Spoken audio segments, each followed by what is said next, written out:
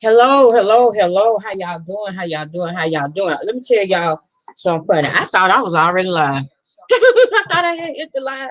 Oh my God, but I'm trying to do so many different things at the same time. Now, I I came down here. I'm gonna share out to talk about the arrest and everything. But I want to share something with y'all right quick with what's going on here in Atlanta right now. Because if y'all had not heard, uh, if y'all hadn't heard, they are rioting here in Atlanta. So I'm gonna put this on the screen and press play.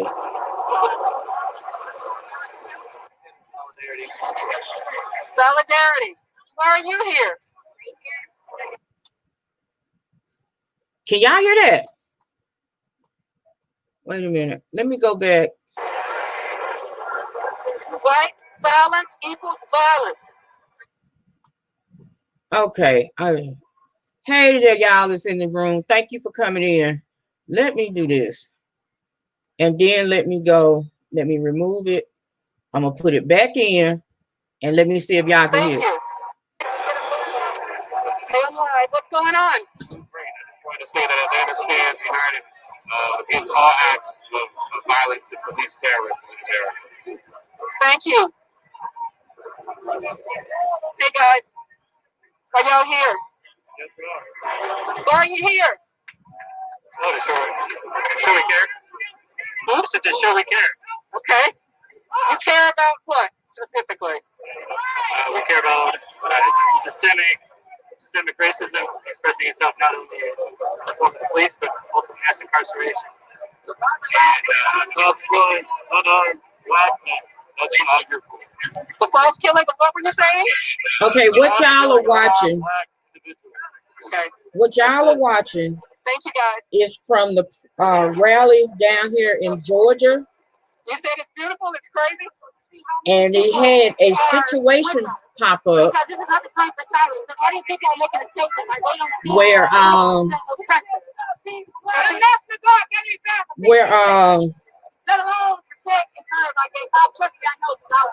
you got a standoff between some of the marchers and the police. This was a rally for justice for George Floyd. So basically, everyone, they have the street in front of CNN Center blocked totally. It's full of protesters here today. We've seen them pouring water on police, throwing water bottles at the police. And this is going on down in front of the CNN Center. Standing up here, we have a lot of people here who are in support of everyone who are out here today.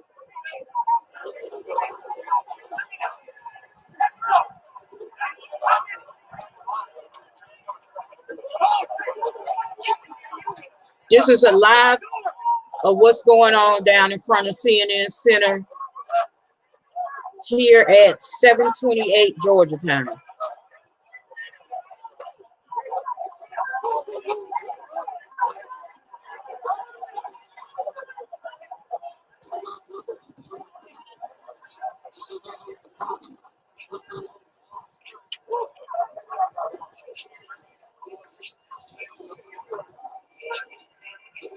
We're live on Facebook. How's it going while you're out here?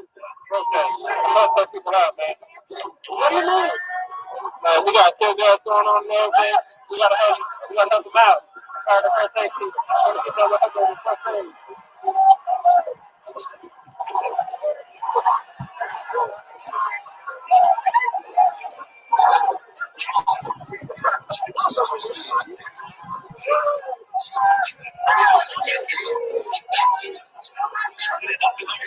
So that appears to be some kind of a music video right there, everybody. But we have people out here today, though. Welcome to everybody coming in the chat. What you are watching is what's going on down here in Georgia. This is in front of the CNN Center. From what we have a standoff between some of the marchers and the police. Now, from what I understand, when I saw it, it all started when a car was trying to drive through the group of marchers, and it was a situation with that. And then that's when people started throwing things. So now they have just, I get, they blocked everybody in right there at CNN Center.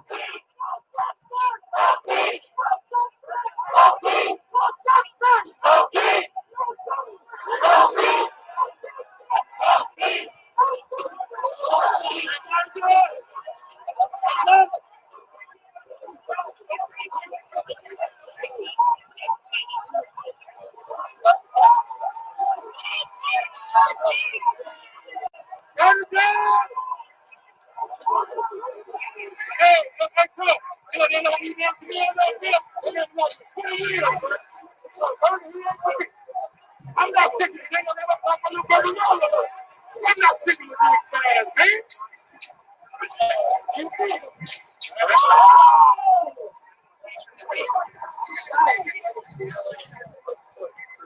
Indigo, me and my sister, we, after I got off live last night or 4 days this morning, y'all got to remember, we still in the middle of a pandemic, and as you can see, there's no social distancing down there. And my sister, you know, she has a little one, and then I'm here, and we have our elderly mother here with us. So we just decided that we didn't want to take a chance. Oh, welcome! I get it from my daddy. We didn't want to take a chance. So we decided to err on the side of caution. Now, what I'm thinking about doing is, depending on what happens tomorrow, I might go down there and come live just so y'all can see the aftermath. I'm just saying. So I had to err on the side of caution. I mean, as much as I would have liked to be down there, I can't risk it. I just can't. You know.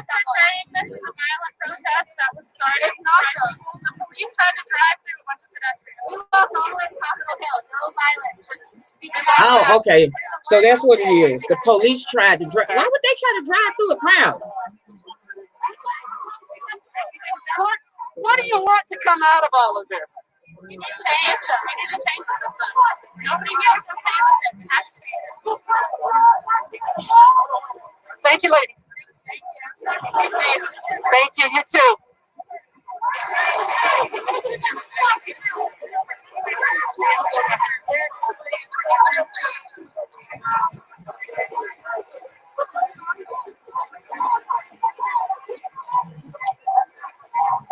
So the standoff continues here.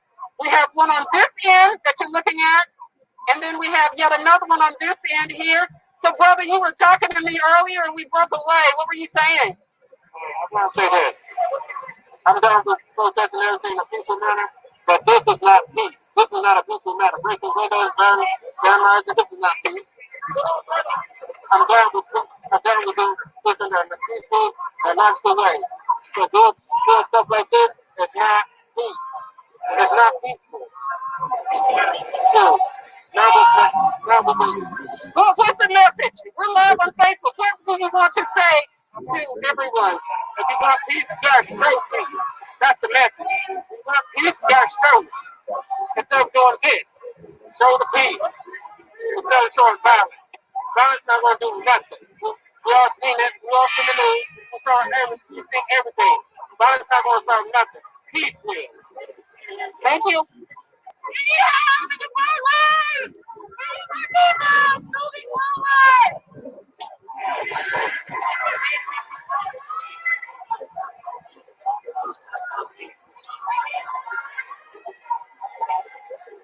She's calling for more people on the front lines.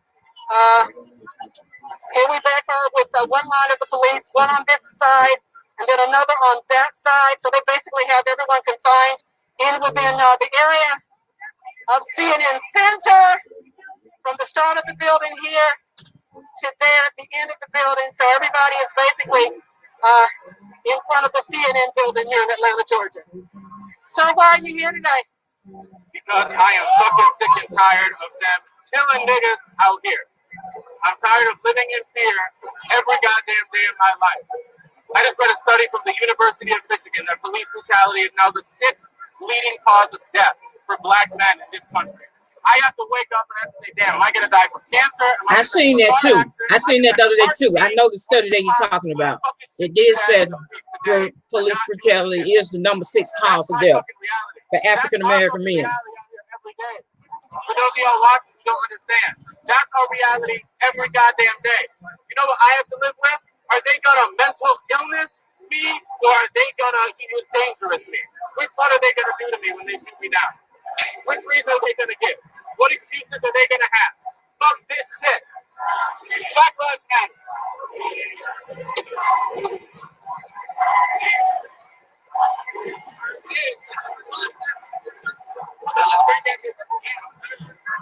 If you're just coming in, this is a live shot from in front of the CNN Center in Atlanta, where a peaceful protest, peaceful march, then took a turn towards the not so peaceful.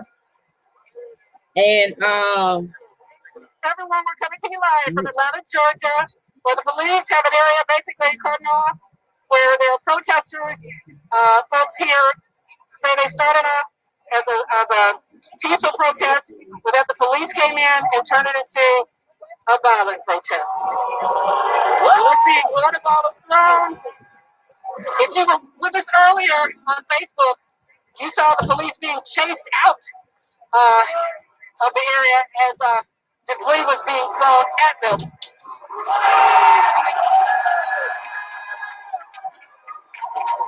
So we have now more debris being thrown at the CNN building. You see the CNN sign there, the CNN logo. It is spewed with writing, graffiti. If you were with us earlier, we had an up close and personal view of that as well.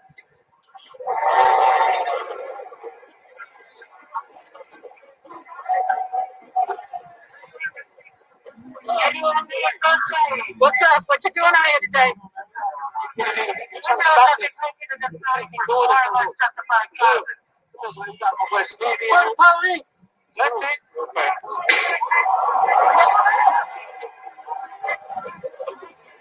Anybody need propane?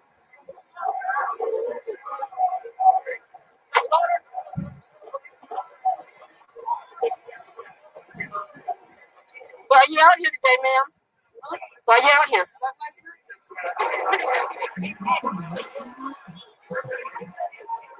She said Black Lives Matter.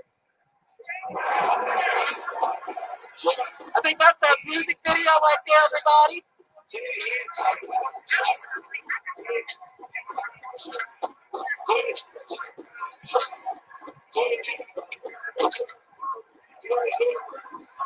okay, what they walking up on, this is where the police and the protesters are like face to face. But where she was walking up on.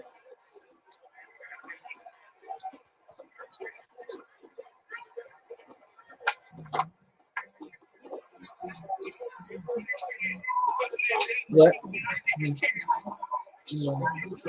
They already did. Yeah, but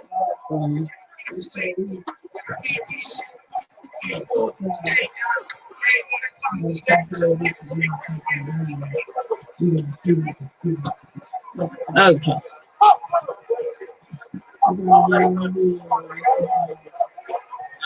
Okay. Well, yeah, that's a shot from downtown Atlanta in front of the CNN Center. That's what's going on right now. The worry is what happens once the sun goes down, once it get dark, because there is a lot of businesses that's near there. So I want to know how. It'll be interesting to see how they handle that. But I'm gonna end that, and I'm going to. Okay, because that just jumped off, and I decided to give y'all a peek of what's going on down here. Thank y'all for coming in and checking out this live. I'm gonna make this quick. I'm not trying to be on here all night. Moderators, is my sound coming through all right? Okay. Now, as you all may have heard, I came in earlier today with the news that they had arrested the murderer of George Floyd. Okay, the charges are, he got 2 charges. He got charged with 3rd-degree murder and manslaughter. Now, I went myself and looked up both of the charges, you know, and what would the sentences look like in Minnesota, in Minneapolis. So now they statutes murder. Okay, it's 609.195. Murder in the, it's actually called murder in the 3rd degree. It's whoever without intent to affect the death of any person causes the death of another by perpetuating an act dangerous to others and inventing a depraved mind without regard for human life is guilty of murder in the 3rd degree and may be sentenced to imprisonment for no more than 25 years. That's the first part. Clause B, whoever without intent to cause death causes the death of a human being by directly or indirectly, unlawfully selling or giving away, bartering, delivering, or exchanging, distributing, or administering a controlled substance would be up to that same thing. Imprisonment no more than 25 years or to a payment of a fine of not more than $40,000 or both. So I'm pretty sure that this charge falls under A. So with the 3rd degree murder, he's looking at no more than 25 years. Okay, let's go to manslaughter. Okay, manslaughter. Oh, I love it. Majority of them people standing in that line face to face with the police is white people. Of course. And that's what we need. My white folks got to stand up. They the ones. Oh, sorry. Okay, manslaughter. A person who causes the death of another by any of the following means is guilty of manslaughter in the 2nd degree and may be sentenced to imprisonment for no more than 10 years or to payment of a fine no more than $20,000 or both. Now, either way, neither one of these carry a life sentence, as would murder in the 1st degree, which I don't understand why they didn't charge that, but that's another thing. So this is a charge that he's looking at. He's looking at murder in the 3rd degree of manslaughter. Now, it's catch to this. Here's the catch. These are only state charges. Federal charges haven't been filed yet. This is on the state level. But you got to remember, you got state, got to deal with state, and you got federal looking into this. And yesterday, that press conference, if you caught that seal, that was FBI. So that's the federal level. So the federal looking into it. Now, what I don't understand about the state is when the mayor stood up there and said murder charges needs to be filed. I mean, they should have been filed right then, and that would have did away with what we've been seeing in Minneapolis for the past 3 days. All that damage wouldn't have been done if they had did this in the first place. But let me tell you why I think they did this. It was like, I think Fabe spoke on it. It's Friday night. So you were going to go If they hadn't charged and arrested him today, you got Friday night, Saturday night, Sunday night. What do you think them folks would have did over this weekend? But they got him under the arrest. They are looking at arresting the 3 other officers. But here's a kiki for you. Here's the kiki. Y'all want to know something funny? All of them fuckers done play at the 5th. They don't plan on cooperating with the investigators. They're with the investigators. They all of them. All 4 of them play at the 5th. So that, you know, and and y'all pleading the 5th is, to me, pleading the 5th is, you know you done did something. And you know if you testify, you're going to incriminate yourself, which is basically the meaning of pleading the 5th Amendment, of pleading the 5th. I refuse to answer the questions on the grounds that I may incriminate myself. That's what they're saying. That's what they were saying. That's what they saying when they said they pleading the 5th. And this is according to the AJC, Atlanta Journal-Constitution. All 4 of them are pleading the 5th. They are not cooperating with the investigation. It's like basically they telling the investigators, get it how you live. Basically. Okay. But here's another, see, when you dig around and you look around, you find out some stuff. Okay. The murderer himself. Well, all 4 of them, well, at least 3 of them are murderers. But the Charvin, whatever the fuck his name is, I call him a murdering motherfucker. That's why I refer to him as. Excuse my Swahili. Him and Thao Chow, the Asian officer that was out there. Well, the murdering motherfucker is married to the Asian officer's sister. Now, ain't it a rule? So that makes them related. So ain't it a rule that relatives? I know in my job, they don't really like relatives to be in to work the same shift in the same area at the same time. So see, that's why he's standing there stupid, because you know this dude married to your sister. And if he would have got in trouble and lost that money, and which is a funny kiki ha ha to me, because I mean now all y'all asses out of the job. Now with this 3rd-degree murder and manslaughter shit, depending, people pay attention to the jury that they sit in this. See, because if y'all talking about y'all ain't cooperating, y'all ain't gonna, give no statement or nothing like that.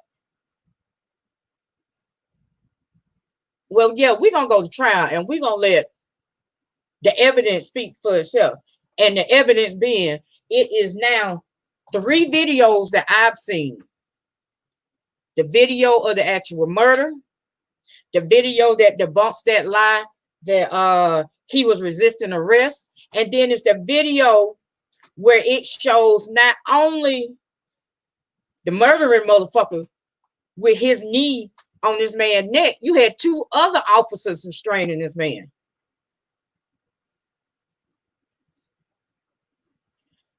So y'all ain't got to cooperate with the investigators. Y'all ain't got to. Because it's all on video. It's at least 3 videos that's debunking they lie that he was resisting arrest. And I was watching CNN, and like I think she was a former prosecutor, said that resisting strangulation is not the same as resisting arrest.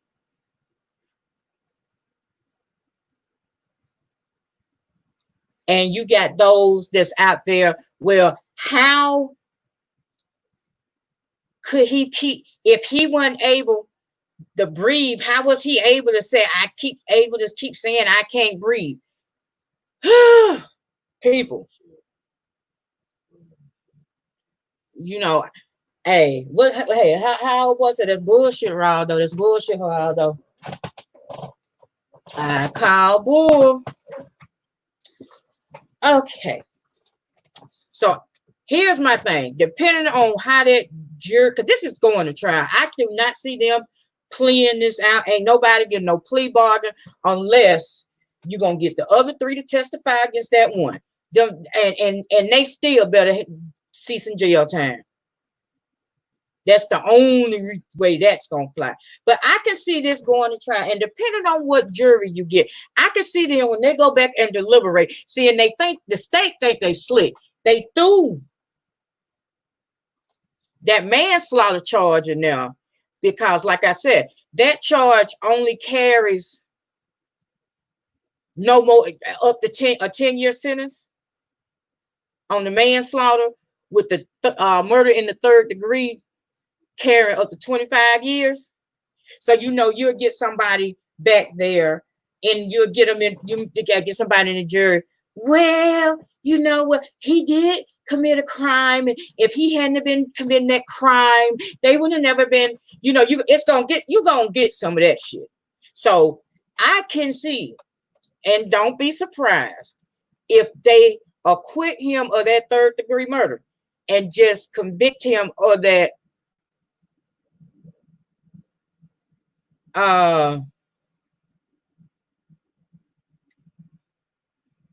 Wait a minute, they broke the doors of CNN Center. Okay, let me get back there. And they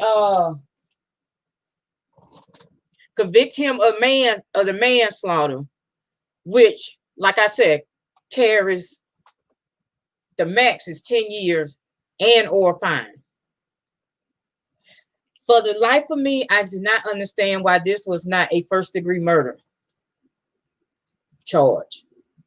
I do not. Maybe once they get in there and they get the, investigating some more, they could bump it up. But should none of these should none of them ever see the light of day ever again? Because you mean to tell me that you got a man handcuffed and three of y'all are on this man's body, one with his knee pressed up in this man's neck with his hands in his pocket. So you couldn't have been fearing because you had your hand in your pocket. So, if I'm trying to seduce somebody and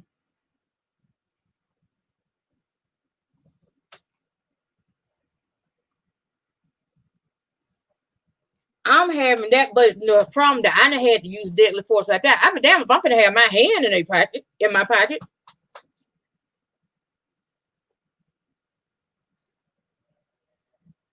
I want to la la la la la la la la la la la la. How do I do this? I want to share another video with y'all right quick. And I hope it's still up.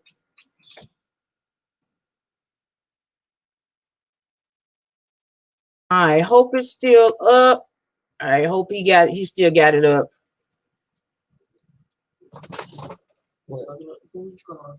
Oh, now they messed up, Lord. I hope they still got it up. Let me see if he still got it up. I'm gonna show y'all something. Yep, it's still up.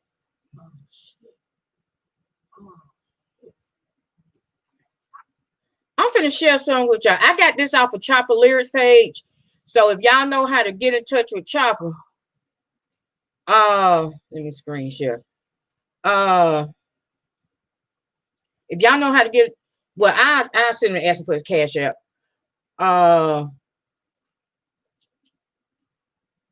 Chopper posted a video that he titled it, "If I Was Him, I Would Be No More." And I just want to show y'all this shit right here. Let me go here and play it. Y'all just watch this.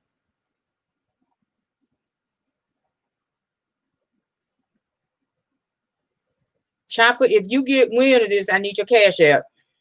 I can send you some.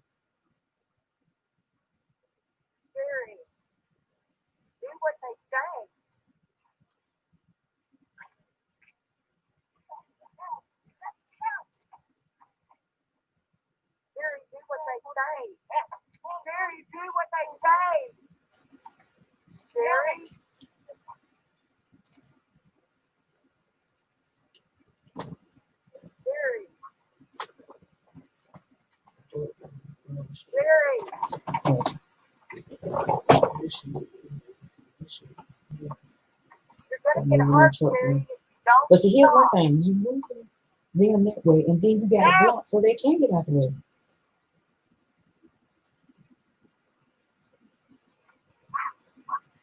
You're gonna get a charge, Terry. Stop it. Stop, Terry.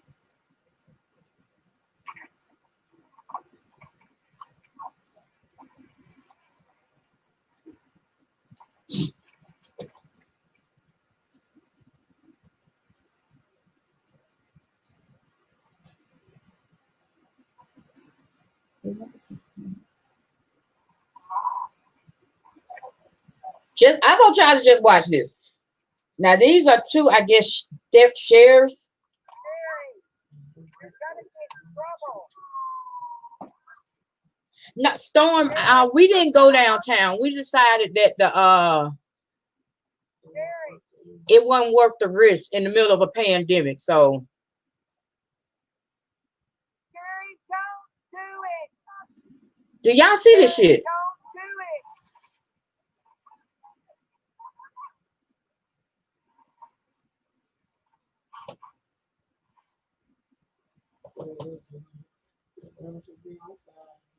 I don't know. I don't think they're gonna. Okay. Now, here's the thing.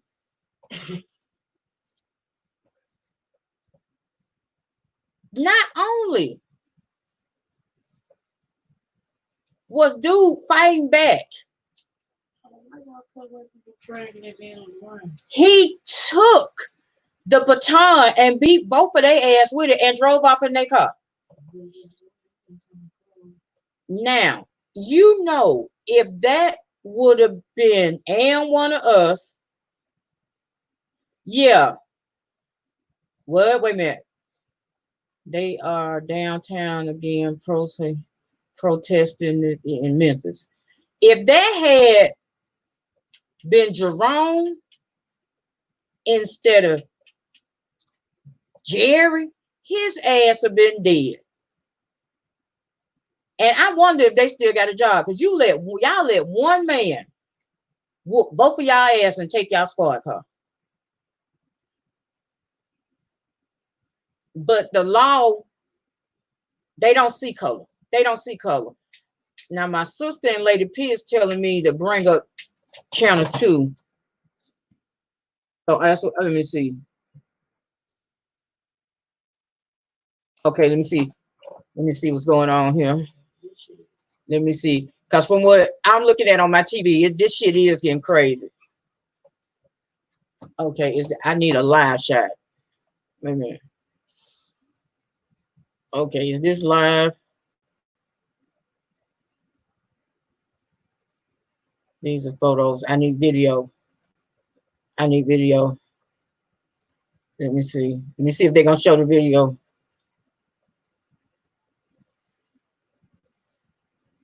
Wait a minute. Let me see. Let me see. I'm waiting for the welcome. Anybody just not coming in, welcome. I'm talking about the George Floyd case, but we also got a situation here in Atlanta at the protest that was here that's going on in front of the CNN Center. I just had to wait for it to load. And okay, wait a minute. Okay. I'm going to bring y'all what's going on live. All the time, all across the country. Wait a minute. Share screen. Share screen. Okay, share. Let me see. Let me interrupt you to say that we're going to wrap up your. Okay, this was earlier. They don't have a live. They don't have where you can go live. Wait a minute. I take that back. I take that back. Let me see. Watch live. Let me see. Okay, y'all live. Let me see what's going on. What they gonna show? Cause yeah, they didn't disperse the tear gas and everything. Y'all gonna see. Okay, but they ain't got it. Wait a minute. They're not. Oh, wait a minute. Here we go. Justice tonight.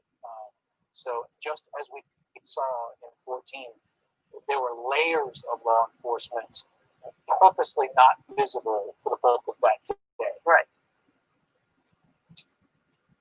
I don't know why this thing is buffering, but okay.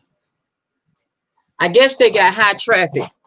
What we're seeing right now, just turned on Channel 2 Action News here at 8 o'clock, straight up, Friday evening, May 29th, is what started as a peaceful rally for justice, people exercising their rights, has deteriorated here in maybe just the last 10, 12 minutes into, first it started with damaging the doors at the CNN Center downtown next to Centennial Olympic Park, and then one of those steel sort of crowd control barriers was picked up. That started. Hey, Storm, welcome, baby.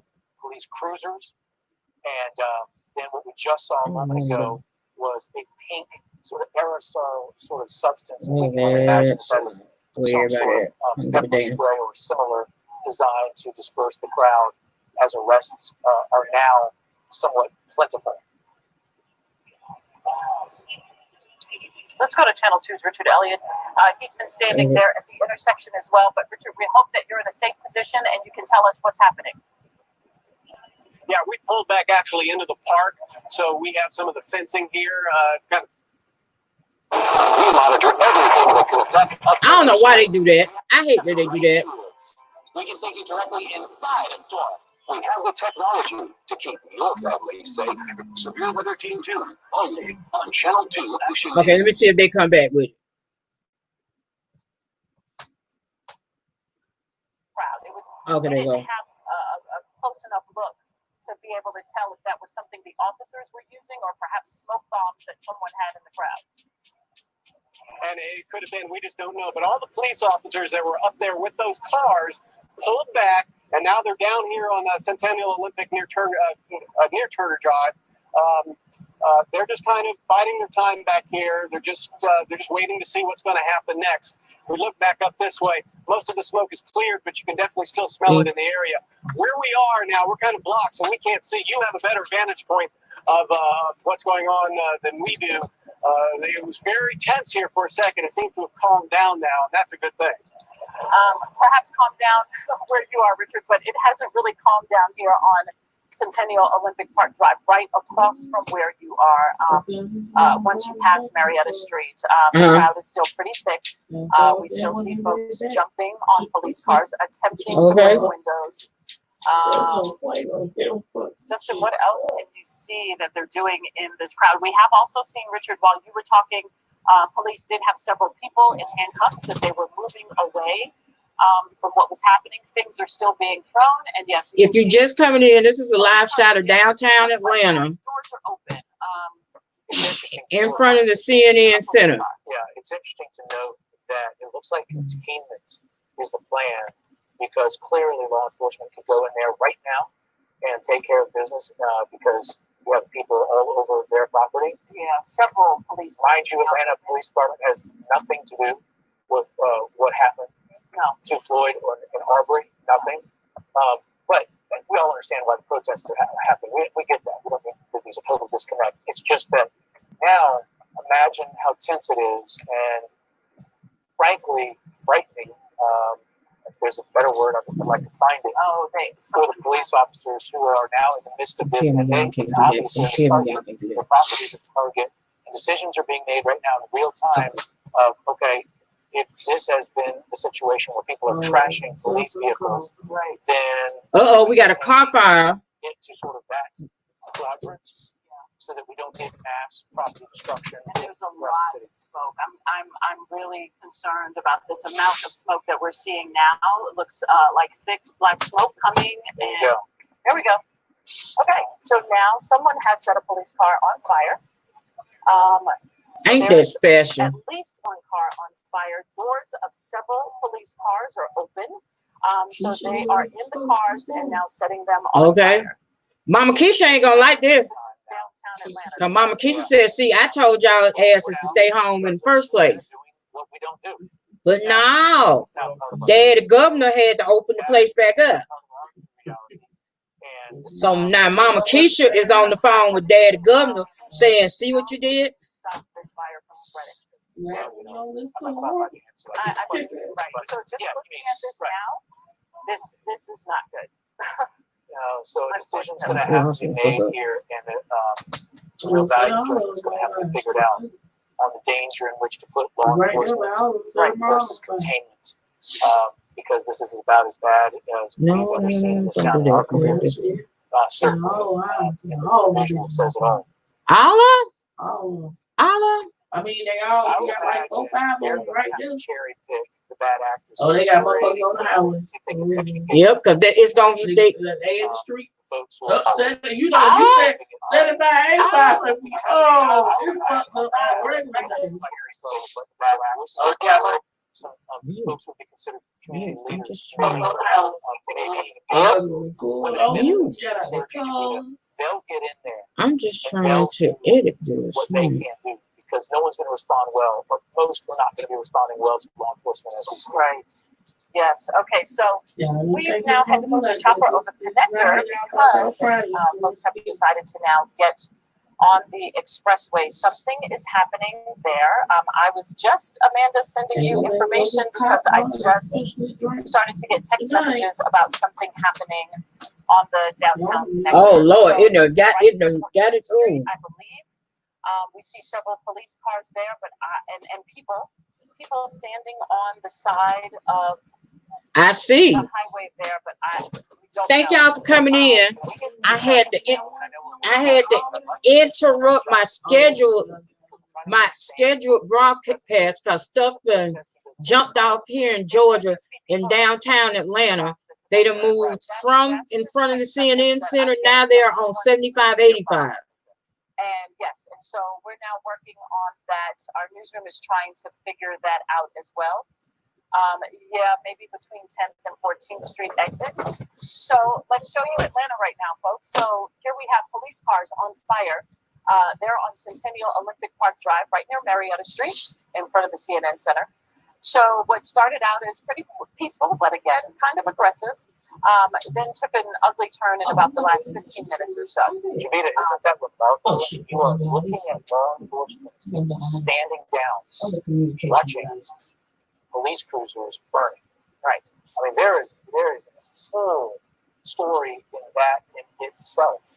Right. And now as we look on the right side of the television screen this evening, your phone, your iPad, however you're So you got it. Okay. On your left is in front of the CNN Center. Somebody that set a police car on fire. Oh, they just went all the way back to. And then, wait a minute. Guys, Javita and Justin joining you guys here for the 8 o'clock hour. It's incredible to see. You guys talked about decisions being made, and Justin, what a great point. And it looks like police officers here have made a decision, and that decision is what's the price of a car or 2 or 3, as long as it doesn't get any more dangerous. But that decision so far seems to be let these cars burn and let the people flee from the fire themselves. It's almost like, okay, now there's a fire, now they're going to disperse. And that's exactly what we've been seeing. I've been watching back here in our control room, watching these images, and it seems like the fire is doing the job of the police officers so far by shooing these crowds away. But you know what, like, I just had another text saying, what if the car explodes? Right. Meaning, not because of the car, but because of the proximity of the people who are down there. So if the car explodes, now that you've set it on fire, so then what happens? So now possibly someone could die. I get it. Okay. Y'all killing us, so And it's shit. surrounded by other cars. We going out on our own terms. We have several cars on fire. We get a whole fleet of cars now burning in the middle of the street. Someone's going to get. Yeah. Oh, they done brought. Ooh. And that is definitely the They bring it in the boys, the big boys. I mean, how do you say? And now, so They bring it in the big boys. They bring it in the state patrol now. Street, I guess. And here we go. There we go. It's and they got the ride gear on. And you see they already got that bus. Of course, you are seeing sticks, right? Because look, there's GSP and there's Georgia State Patrol, and so now we're in a situation where they are clearly being targeted. It is obvious that they're at risk, and this is escalating. And I don't know that they have really much of a choice at this point. No. And what we, You know, you guys, I will share with you. So while we've been talking, and I'm trying to keep up with the Pulse. Welcome to anybody Outside coming in the chat. 3 studios that we are We're in. going to get back to We're so- our I'm so proud of the scheduled city. I'm commentary, so happy but that this it's is a peaceful breaking protest. story. And now look what we have. Is it fair to expect certain leaders to be known right now? Because this continues to accelerate. We're going to have a big problem. And I just, what's the solution? I'm gonna stay with this as long as they stay with it. Dark Friday night in this town. Yeah, because we got about what, maybe an hour worth of sun daylight left here. Again, I want to stress to our viewers. Hey, I feel like I got some that these people citronella are torches. not justified. Let's see. Let's do like the white folk did in North Carolina. Excruciating frustration, anger, Get sadness, citronella torches. feeling vulnerable, all of that. That is how we Now, I honestly, I really do. If weather permits tomorrow, I want to go down here and come to y'all live and to see the aftermath of all this. Take it a little too far, or start using those barricades and smashing those police cars to officers who may be the good ones and who aren't the bad ones and who are cities away, but yet we still experience that here in the city of Atlanta, where people feel they're unjustly treated. So we have a fire burning. It's becoming more intense. It has not spread to other cars, but you can see in that other picture to the right, you can see the smoke from where that camera is, from one of our many cameras down there.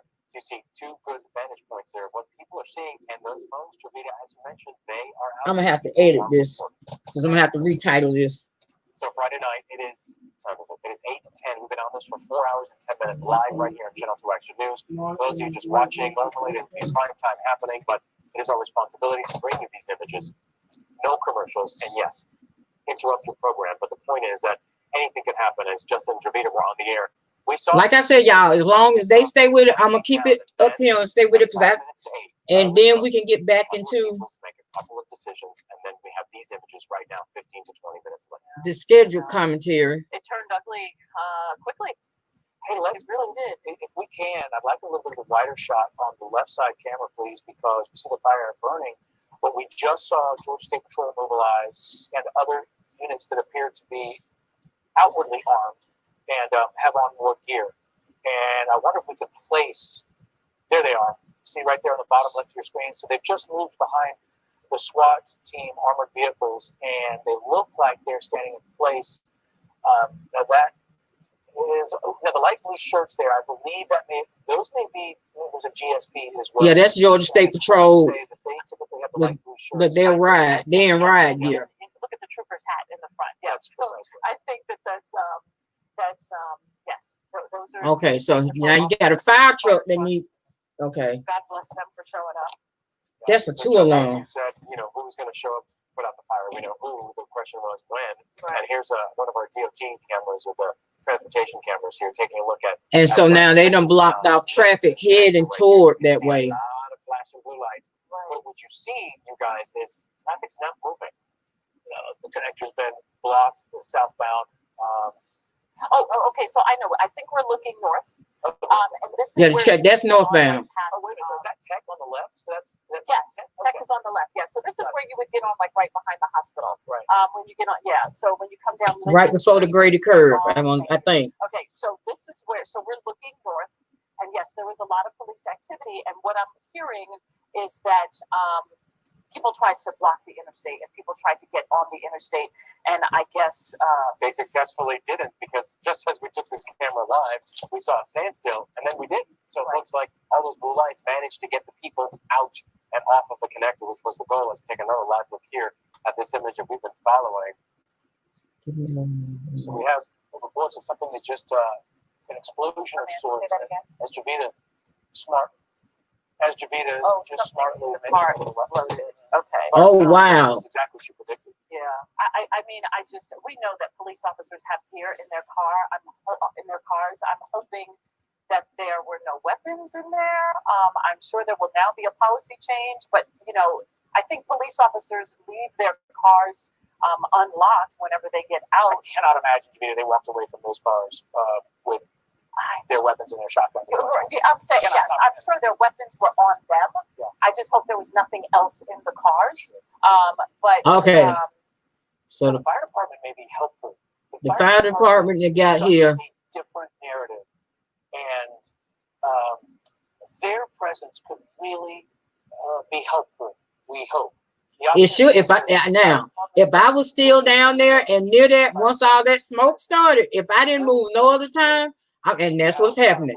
That smoke is clearing everybody out. They are clearly not law enforcement. They are servants to the public. Right.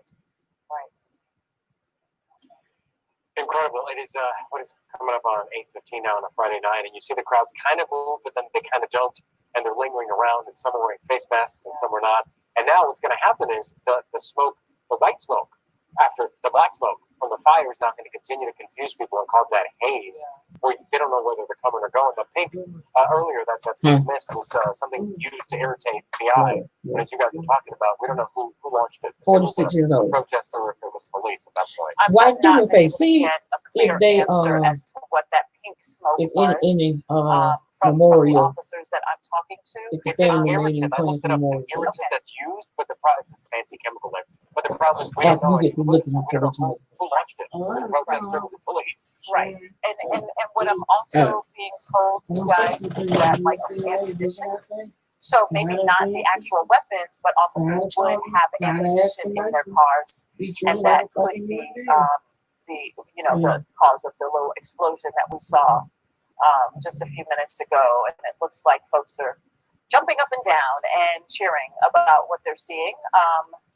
So this is our camera that's there up on the deck, and our photographer there is safely away from what is happening right now. But I do think that the addition of Georgia State Patrol. Also Thank you. I get it from my dad. To another level. I think we will see things happen differently now with Georgia State Patrol there. And speaking of taking it to another level, according to Mark Whitney, who's been out in the field covering the story, getting access like no one else can, he just told our producers to let the public know that this may be changing as far as either an end or a new beginning. According to Mark Whitney, 2 Fulton County jail buses are on their way to the site. Yeah. So, and it's something we knew was going to happen. They've been lots of folks up. Just because in case, or whether they're there because they feel the need and they know that something's going to happen. Arrests are going to be made. They're going to have to get these crowds dispersed, and that comes with conflict. And Justin and Jarena, you guys have seen in the city, conflict will eventually lead to an arrest or two. Well, this is what unfortunately. And it's Friday, so you ain't gonna get out. You ain't gonna get before a judge before Monday. So you finna spend the weekend in jail. Arrest and best. It's very important if you're just joining us to understand how peaceful and perfectly American these protests were until about 30 minutes ago. And everything changed. Okay. Justin, let me jump in very quickly. So now, more broken windows. So members of this crowd are now breaking out. I'm told all of the windows that they pass along the way. So as you see in the video here, Marietta Street along the front of the CNN Center, I'm told that this crowd is headed toward the Omni Hotel. And as you know, there is glass everywhere in many of those buildings. Now, the Omni, and just so happened, the Omni Hotel, I think, is closed to July 1st. It was closed already due to the pandemic. And headed down toward the Omni. And then past the Omni, there is the lovely college football Hall of Fame. So this is going to now be very interesting. But again, I think with the addition of Georgia State Patrol, and now we know that Fulton County jail buses are on the way, I think things will start to change. Yep. If they messing up the College Football Hall of Fame down there, I think this only been down there maybe 2 years. So if they messed that up. So it's on Marietta. I don't know what that is. Well, the sign is right there, but we keep missing it. I'm trying to understand if that's a business that would be. I want to welcome anybody that just coming in, or anybody that's watching from the bushes. This was originally scheduled to be an update on the arrest of the murderer of George Floyd, but the protest rally down here in Georgia took a bad turn. So I had to break into it to bring coverage on what's going on down here, downtown Atlanta. Could be the next restaurant or the next store down. There could be people, innocent folks, not a part of this at all, who could now be in harm's way. I think it's closed, Justin, because think about this: there are no games. There are no events downtown right now. Oh, they have bust out the windows on what restaurant is that? But there's you just don't have. Is that's McCormick? Yeah, that's normally have. Oh, wow. Call Kelly. Shut down. Call Reed. From the quarantine and not yet open. So this has just turned into a night of vandalism and destruction. Unfortunately, I don't think she would have went down there. We didn't go down there. And you know her ass wasn't going down there. Of George Floyd. Atlanta police officers. Now you're seeing tear gas streaming in. So here it looks like a concerted effort to disperse the crowd. All right, Justin and Jovita, listening to you guys talk about the history of Atlanta and the history of our protests, it is really a privilege at this point for me to bring in someone to talk about this, Ambassador Andrew Young. We're all going to have a conversation now, but it is a privilege for me to kick it off, sir. Thank you so much for joining us. You can't even see. My first question, which is probably on all of our minds, when you see these images, Ambassador Young, what is it you're thinking right now? Well, I'm thinking I want to cry. They're real. I'm thinking that this was a good demonstration that went bad. The people who Did you put the other one in there? protesting the death of Then where is it? Floyd In the box. and Minnesota So we have nothing to drink? were a beautiful crowd. It's burning. But in the last I'm not feeling really burgundy. in the last half hour, Gin. it's disintegrated. And Oh, gin, really red grapefruit juice. disintegration started A salty with dog the without the jumping on salt. the police cars.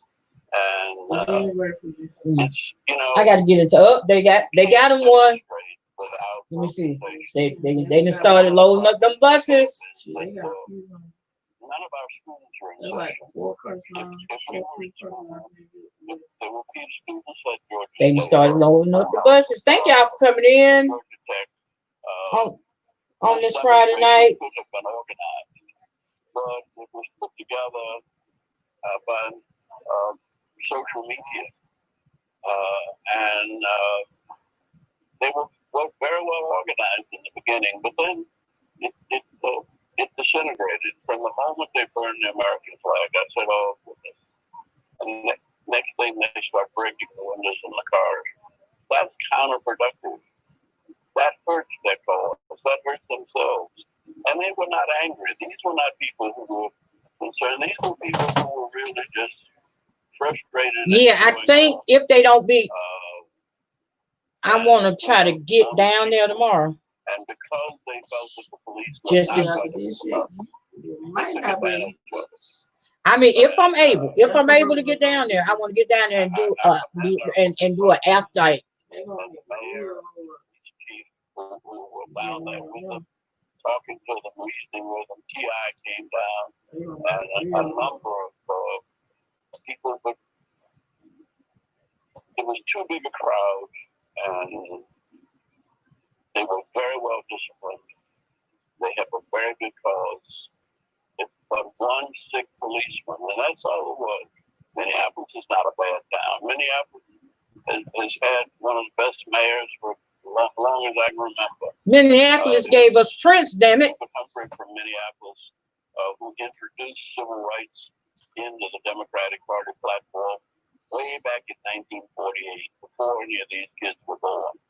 And so for them to come along now, not know any of the history, and just show up really disappointing. I thought y'all were ready. And They done got I don't inside know. skin. It's some rap. Oh No, no! it's a rap. Oh my God! They done got in. Okay, I think I'm on the might be on the 10th. Oh, they done got into CNN Center. It's done. Because they have and helping themselves to the liquor and other things inside of the restaurant, and that is coming. They have gotten in the CNN Center, and it is a couple. Yep, they done got that door open. From a safe distance, and it looks like they are now I getting understand. entrance into the CNN Center. Yeah, so that's them walking into the people in this crowd walking into. Well, so that's undermining all that our democracy stands for. Right. And now y'all just put a black eye on what was a peaceful Justin Farmer with you. protest. For your time, it's just invaluable. And I wanted to ask you, so what was it? How were you, Dr. King and Jesse Jackson and John Lewis and the others? But see, here's my thing. I understand why they asking him about this, but these ain't the same times. These folks don't have the same mindset. Well, first place, people wouldn't come out like that because they could get killed. And it required enough courage to risk possible death to march across the Edmund Pettus Bridge, to go out and demonstrate in the middle of Kelly Ingram Park in Birmingham, or even the walk streets of Albany, Georgia. And the young people who did that were well trained and well disciplined. Right, because it ain't like Atlanta ain't had no questionable shit happen. So don't be everybody don't sit up here on these cameras and try to play like Atlanta and Georgia is. I mean, Georgia was innocent. And we obeyed the laws, and it was a civil disobedience, which means we informed. Is that Drake? We did it in a peaceful manner. And we did it Is like Drake? very well. But nobody tried to, nobody If you're just coming in, this is a live shot of what's going on here at 8:26 on Friday night in Atlanta. What started out as a peaceful march has taken an ugly turn. They have broke out the windows of CNN Center, which was closed. So now they've gotten into CNN Center. And there's also a restaurant that they done broke into. McCormick and who? Yeah, well, she said. And Ambassador Young, right now we're seeing some of the jail buses kind of pulling into the area with their live cameras. they done got the look out of there. They said they were taking a look out of there. And now they done got into CNN Center. And if you've never been to CNN Center, it has a couple of restaurants and I think it's a couple of retail stores in there, right? It's a few retail. It's a lot of restaurants. So they need to be on the watch for that. Right. Somebody get behind the counter. But they probably got the cages down. But if somebody drop a match in that bitch, I feel for them. Makeup of the Atlanta Police Department as well. And certainly our city is not perfect, but we've not had nearly the problem. Thank you, Storm. I really appreciate it. And I'm hearing say that they know. No. Them won't be going nowhere. Them ain't going nowhere, dog. Them ain't going nowhere. In Minneapolis. And then to see this happen. FYI, Minneapolis, as of today, now has a 8 p.m. curfew. You have to understand it, but you can't accept it. You can't approve it in any way. And people who started out with the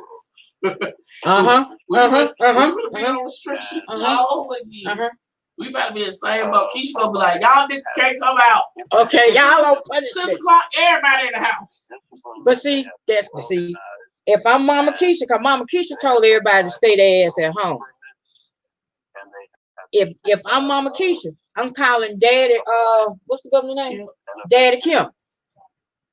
Fix this. You the one told them they can go outside. How do you say that to people who feel that the law has never been on their side? And I ask you, the law is not on. Well, I don't know where else they could go. And they done injured the white. Even the demonstrations in China. Nah, they got her strapped. That's a shame. Like she. They took her to ambulance. Yeah, they took her to the ambulance, but they ain't gonna probably.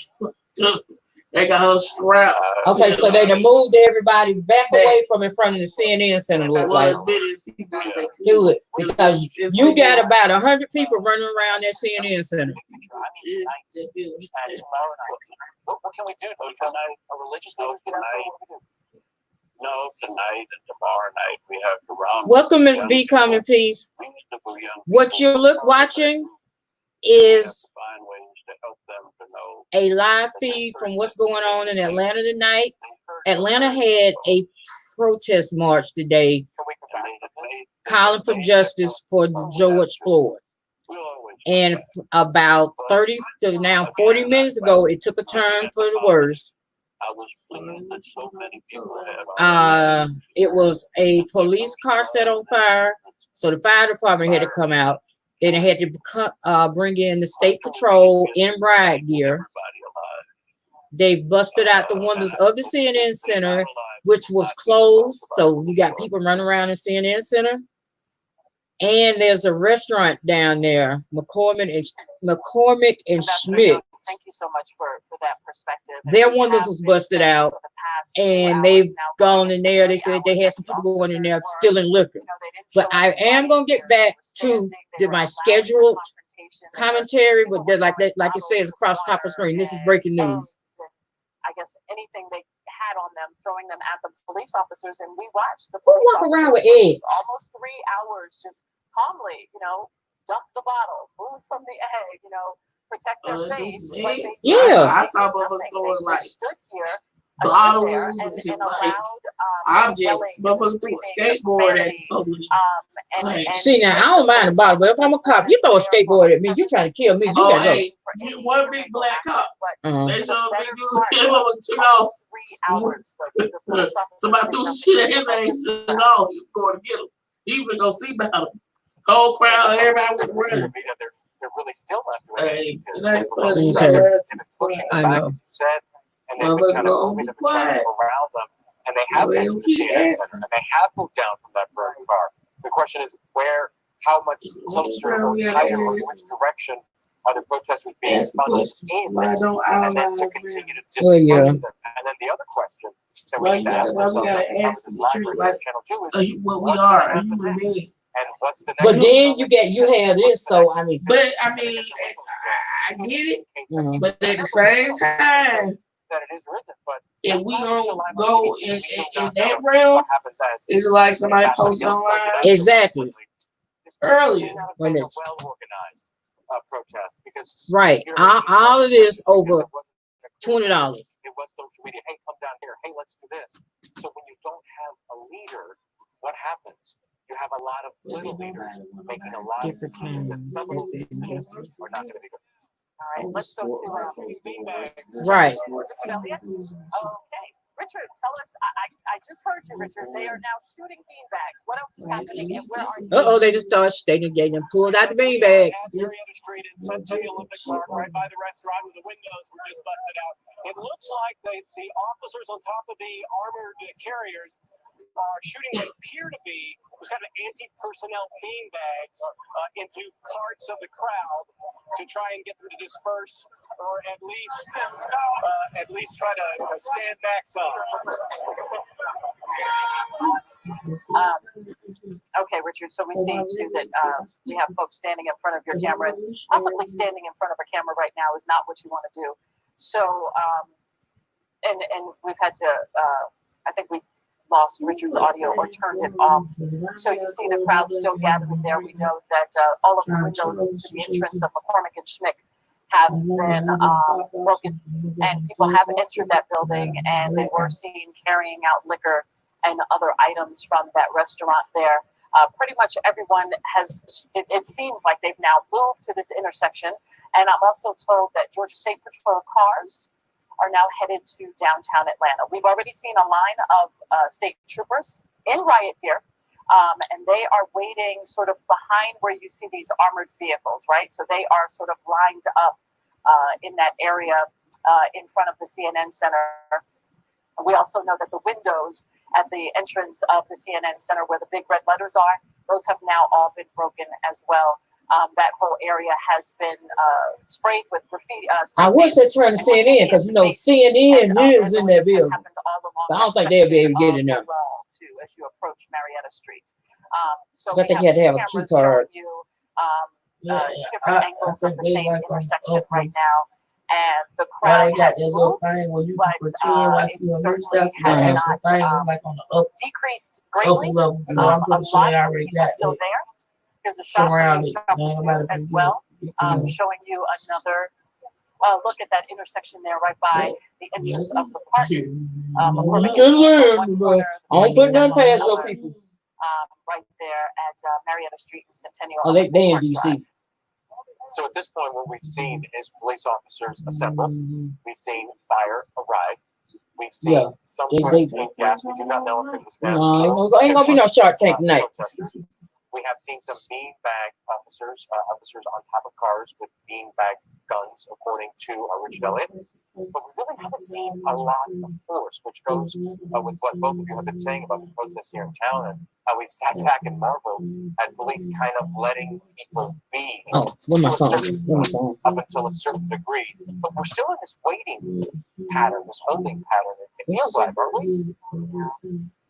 Yeah, I think because I think, and this is just me talking, perhaps the hope here is that the crowd will just disperse and they will, say, okay, we set a car on fire, we've broken all the windows, stole a couple of bottles of, alcohol, and now we can go.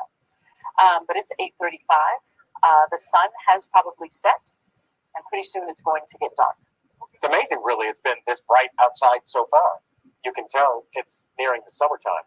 So we still have signs, we still have protesters, we still have reporters on the ground. Well, hell, because it'll be June, Monday. The fire's been put out, and the glass is already. And this year be halfway over. Is that I will? January, so we can come outside. Okay, I'm gonna be on punishment to January. It's gonna be a new year. It's gonna be 2021. Shields and Atlanta's mayor Yeah, to address what happened. We had the privilege of speaking to both of If them they earlier would today, arrested and their those guys forecasting from of the what's beginning, going to exactly. Exactly. I said that earlier when they wait Minneapolis waited till the night in the city. It sure did. to arrest because they knew what was coming. Same person And then the charges and bullshit. But once we break away from this, then I'll get back to that because that's actually what I had came on to talk about. We've clearly subsided from sort of the fervor of the police vehicles being stomped on and set on fire and whatnot. And I tell you, I know one thing. When I get through this, I'm gonna just remember baby. what we had sort of speculated and what typically always turns out to be the case. And look, Ambassador Young, who knows more about this than anyone, said it's the bad actors.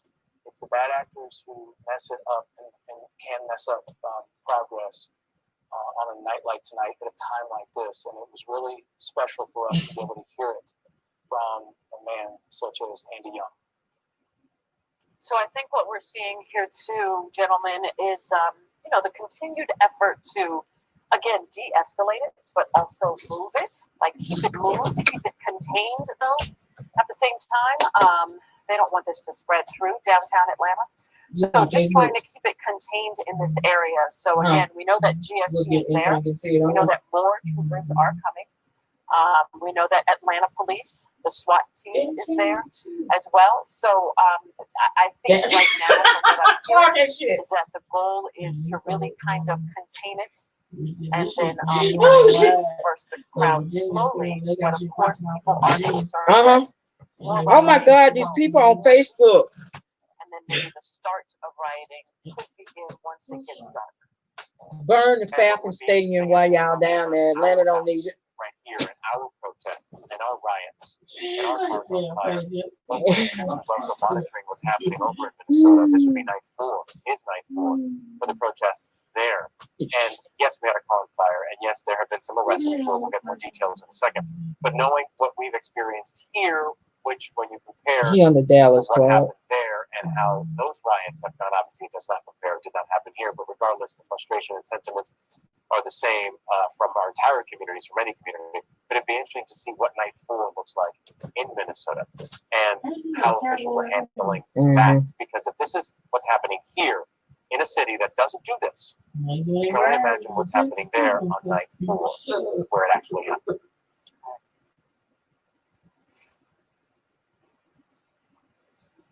Can we check in with one of our reporters on the ground. Thank y'all for anybody that's just coming in.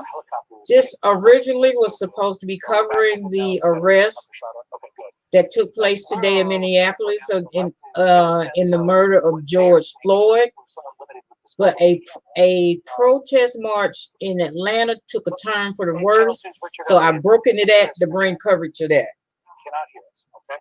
Well, at our earliest convenience, we're trying to get a sense, we're in the studio, we're trying to get a sense of the mood of the crowd right now. Is it escalating? Is it de-escalating? From here, it feels like things have gotten improved. And now you're seeing a forklift pulling in, and there are the steel barricades that were, just a little while ago, being used to vandalize a police vehicle and break out the windshield, and perhaps now about to be used for their intended purpose, which is sort of control. All right, Channel 2's Richard Elliott with us now live. Richard, what are you seeing? And what's the mood? And has it changed since we saw those fires? Let me see what else you can see. It's not quite as intense as it Atlanta was. protest. The police have a big show of force. Let me tell you where we are. We're on Centennial Olympic Park Drive, away from Marietta Street. These are the police officers here who have backed away from all those police cars before the fire happened. They moved back to help This is 30 minutes ago. Because you got people outside the DA house in Minneapolis. Nearly as too much going on. As it had been earlier, back on the other end of Centennial Olympic Park Drive, with the bicycle police officers. Now, a lot of the crowd is now moved away. It sounds like there may be some orders being issued by police not far from here. So I'll tell you what, I'm going to turn it back to you. We're going to go up and see if we can see if it's time for the police think that this it should be over. If our chopper, thank you, Richard. If our chopper is in the air, let's check in on the downtown connector when you guys can, because I'm curious. We've got this chopper shot right here, which is great, effective. I think everything is clear on the downtown connector. It's open. I'm sorry, the traffic is moving. Okay. I think the few people that we saw, like maybe about a dozen folks, I think they got off the I think they got off the connector. And you know what? I will ask my people nearby if they see anything different to let me know. But I do believe that they moved off of the connector and traffic is flowing again northbound. So that is okay. So this is our chopper, right? Our chopper's back up. Yeah, so we're looking at a chopper shot now, just kind of a wider view of the CNN building and the corner there right by the park. So is he still down there? I must say, firefighters effectively did their work. I don't see the fire trucks along, but they got in there, got those car fires out very quickly. We don't know how. Yeah, because he just did a post. Police just fuck up. It's about to get ugly in the ATL. I will go to heaven or I will go to hell. And that maybe some of the smoldering we see right there. We did see people getting into the police cars. No, for real. Don't do that. I think just about every car that was parked out here has been damaged in some sort of way, but we know at least one was set on fire. And they protested in Houston. Atlanta's fire department got there and put out that fire, but at least California burned. There just in the past hour, this all really started to change just a few minutes before 8 o'clock, where the demonstrators broke out all of the windows at the side door entrance of the CNN Center. Wait a minute, what? Wait a minute. Of okay, Vegas, Houston, DC, Atlanta, Louisville, Minneapolis,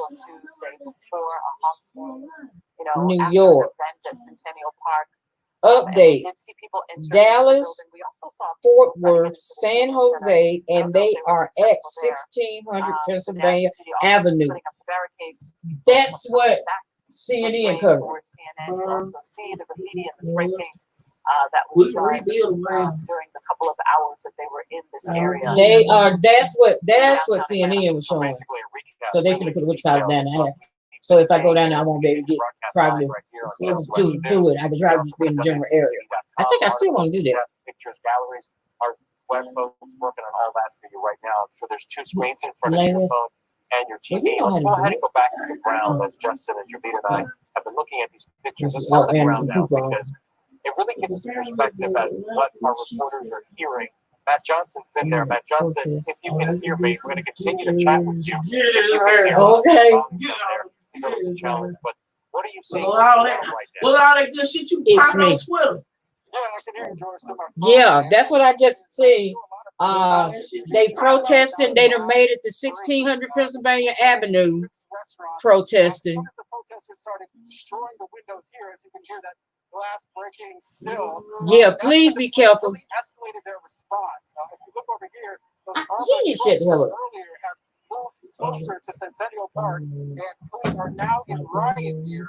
Just about 5 minutes ago, there was an officer. There were two officers on top of those vehicles with tear gas guns pointed at people. They weren't fired, but it was a warning. And there was also a warning from an officer over a loudspeaker that it's now time to disperse. That's, of course, something we heard a couple hours ago. But people are still here and still determined This took not to over. leave. Okay.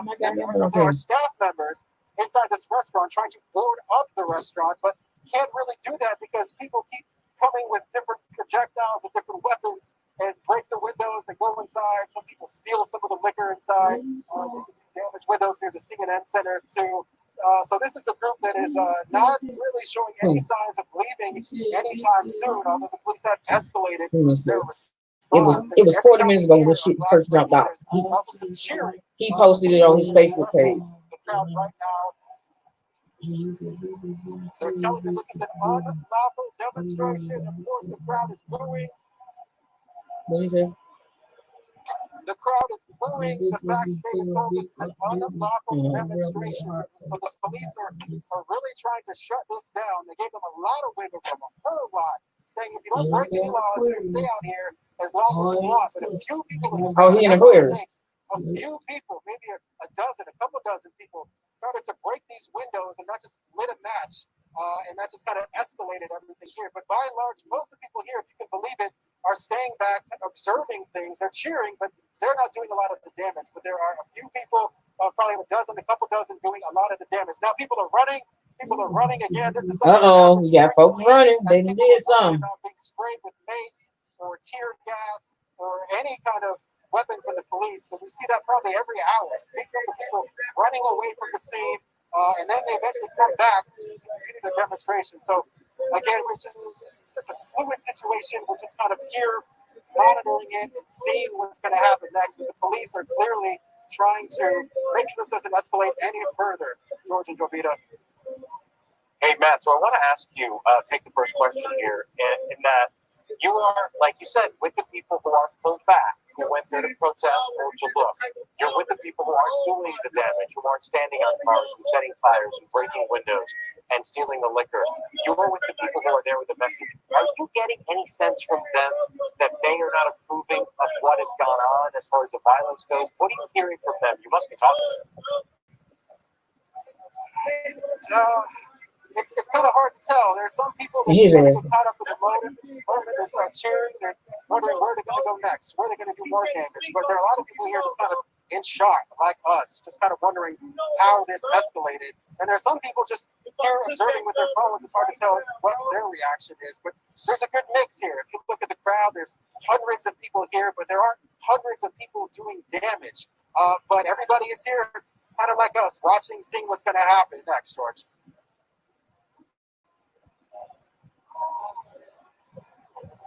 All right, Matt, thank you.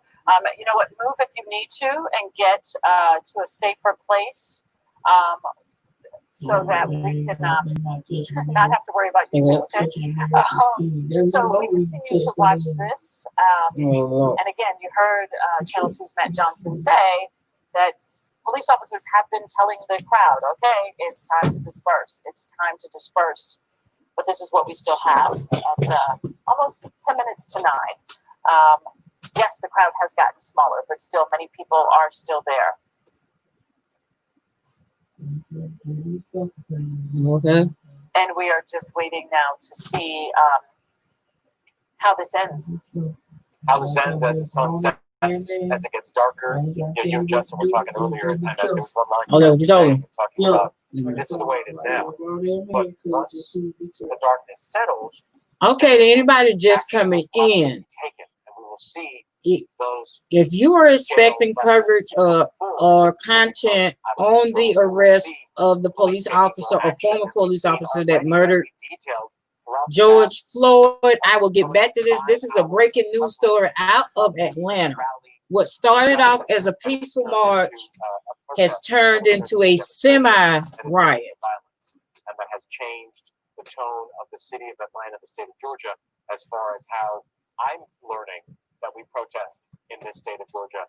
And as you and Justin have been detailing to our viewers who know very well how we protest here and demonstrate in the state of Georgia and the city of Atlanta. So it's going to be interesting to see how the next couple of hours unfolds. And that's why we're here. It's going to be messed up.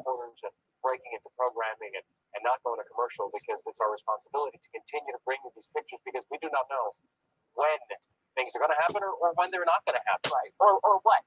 We don't know what is going to happen, which is another reason why we have to stay with this. If you all have been keeping up, if our viewers have been keeping up with the news all this week, and of course, as we've been reporting after the death of George Floyd in Minneapolis on Monday, the whole Minneapolis and St. Paul area then underwent Tuesday, Wednesday, and Thursday night, 3 nights of chaos, pretty much. I'm gonna say this, and I've said it before.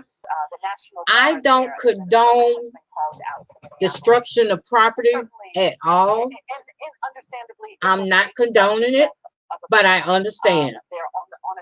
Because this seems to be the only way you can get their attention when you try to do it peaceful, or you try to, a lot of people feel as when you try to do it the peaceful way and do it the right way, you don't get, nothing gets done. Demonstrators who have now decided to vandalize and damage and destroy property right here at this intersection in downtown Atlanta.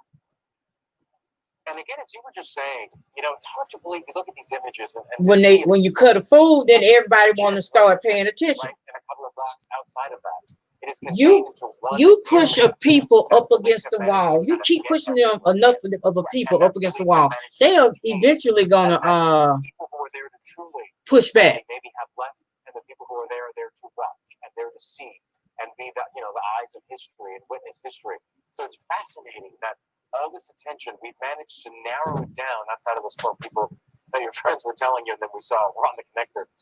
Managed to really whittle this down to one area, albeit an entire city, county, state, country is feeling the frustration on both sides. Because the real folks know what's up. They know that 9 times out of 10, these folks ain't gonna get before a judge for Monday. As you were saying that, I'm reading an email from people who were part of that original protest in the park. Okay, what do they say? That's probably fascinating. In Centennial Olympic Park, as we showed you during Channel 2 Action News at 4. And George, you talked about it earlier. So they went from the park to the state capitol, back to the park, and they rallied speakers, and they had a peaceful demonstration there. Those folks are emailing to say, we're at home, we're done, we did our part, we did, we did what we were supposed to do. That was part of the NAACP and other groups who did that this afternoon. And I have an email that I just opened as you were talking, saying we did what we were doing earlier today, and we are now home. The organizers, and certainly we can surmise that these are people who, yes, showed up to protest and to demonstrate, but they're not of that same group. So we want to make that clear. There was a group that did have a peaceful demonstration and did what they wanted to do, and they all left, and they're probably now sitting at home watching along with us. But there was another group that sort of hung out from the entire time just in front of the CNN Center and formed there. And we've seen them, get into scuffles with some of the bicycle unit officers. Let her know her restaurant gone. We've seen them try to block cars, official city cars trying to get through the traffic.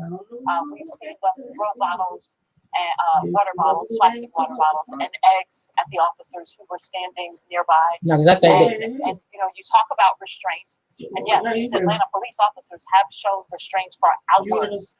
And they formed a line, and they tried to contain the crowd and put them in a certain position. You can't go to the court face to face for hours. Also, while we're still dealing with the coronavirus outbreak, and those officers did that, and they stood there, and they took whatever those demonstrators had to say or had to throw, or had to put in their faces. And they did it for hours. And then it started to change. And it started to change because people started to vandalize, deface the buildings there. They started to break windows. They attempted to get into the CNN building. And so then the look of this started to change. Thank you. And then we started to see, different things happening. And so that's now where we are. So a police car has been set on fire. Several police cars damaged that were there parked along Centennial Olympic Park Drive. And the Atlanta Fire Department had to be called in.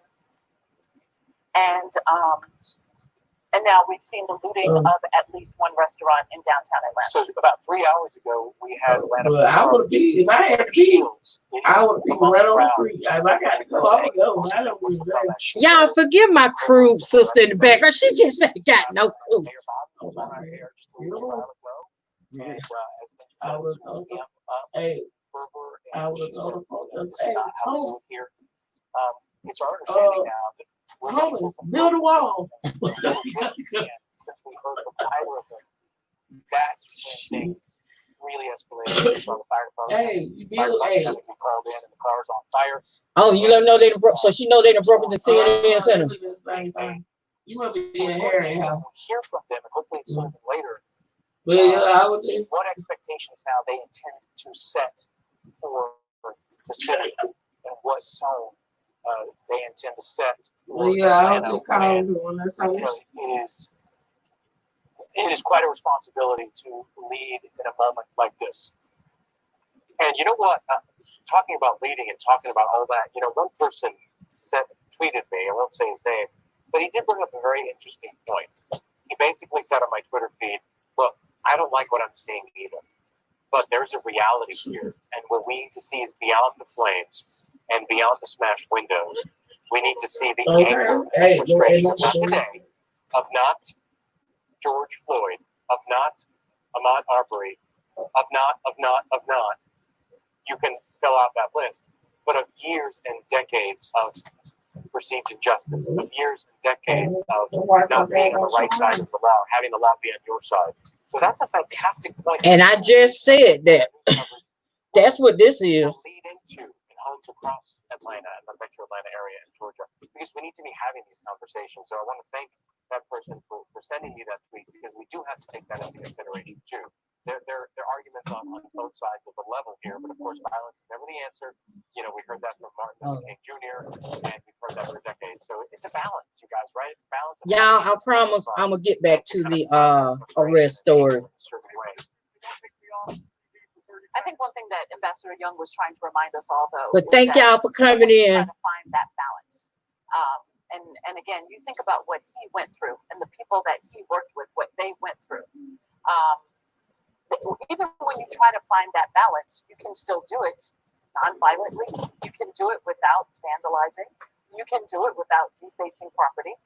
You can do it without attacking others. And I think that's the point that he was trying to remind us all, that there was an entire movement that happened in this city and across this country where it didn't necessarily turn out like this. Of course, yes, that was a different time. But I think his point is to remind us all that there are effective ways that you can do things, that you don't have to turn your city into this in a matter of hours. Let's go to Channel 2's Richard Elliott down there on Marietta Street. And Richard, there's more activity happening where you are. Yeah, there is. Looks like they're back at the restaurant and smashing out the windows again. It sounded like the Atlanta Police Department issued another warning to stop, or they would move in, or some type of action would be taken against them. For a long time, it seemed like everything was calming down. A lot of milling about, but then it kind of picked back up again as someone went over to the window and smashed them out again. I couldn't quite hear what Atlanta police were saying. What? I just got an alert. They got a 4th day of protest in St. Paul. APD told them it's time to disperse. So we'll have to see what's going to happen now.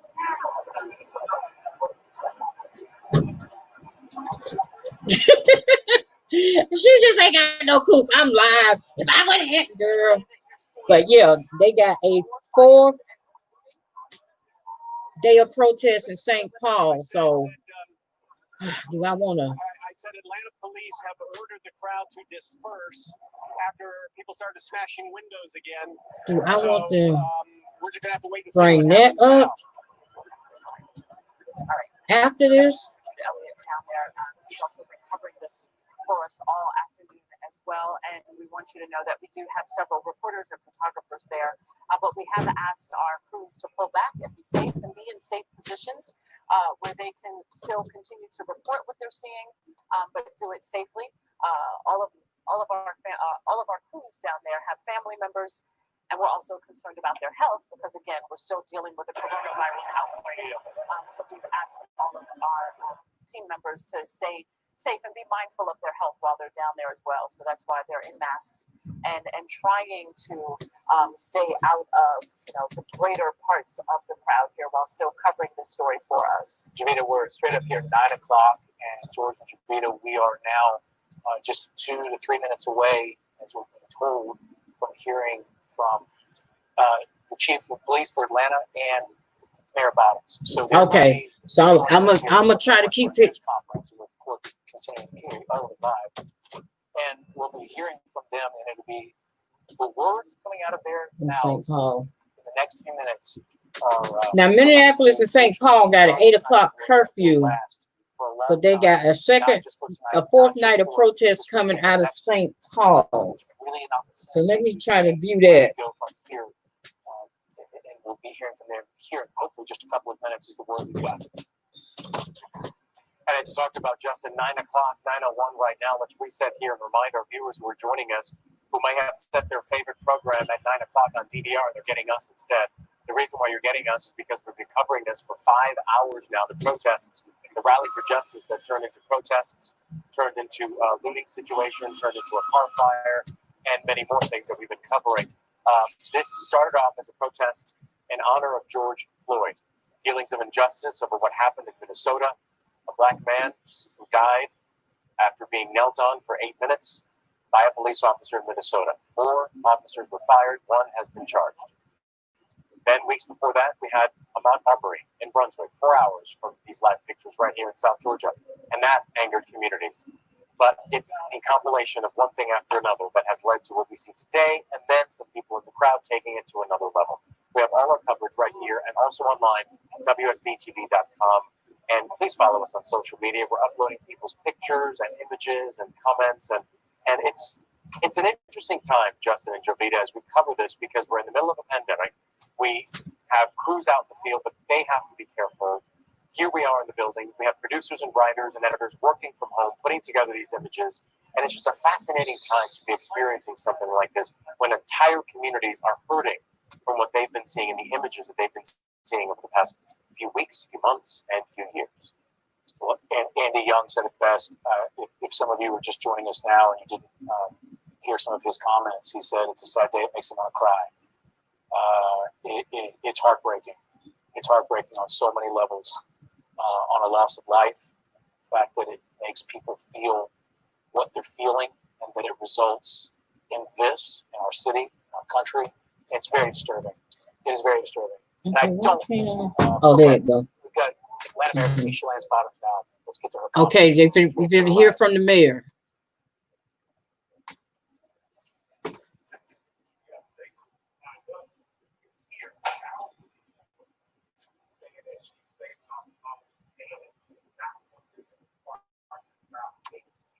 What you're seeing is Atlanta Mayor Keisha Lance Bottoms. She was with us live earlier from her home. Now you see her, and that is Atlanta Police Chief Erica Shields. Next to her. Everyone's coming in. Of course, I'm Mayor Keisha Lance Bottoms. Joining me are members of our senior team, and also we have Reverend Joseph Beasley. We have coming in soon T.I. Killer Mike as well as Shaka Zulu. And there may be some others joining us. Let me just speak to what's happening here today. Above everything else, I am a mother. I am a mother to 4 Black children in America, one of whom is 18 years old. And when I saw the murder of George Floyd, I hurt like a mother would hurt. And on yesterday, when I heard there were rumors about violent protests in Atlanta, I did what a mother would do. I called my son and I said, "Where are you?" I said, "I cannot protect you, and Black boys shouldn't be out today. So you're not going to out-concern me and out-care about where we are in America." I wear this each and every day, and I pray over my children each and every day. So what I see happening on the streets of Atlanta is not Atlanta. This is not a protest. This is not in the spirit of Martin Luther King Jr. This is chaos. A protest has purpose. When Dr. King was assassinated, we didn't do this to our city. So if you love this city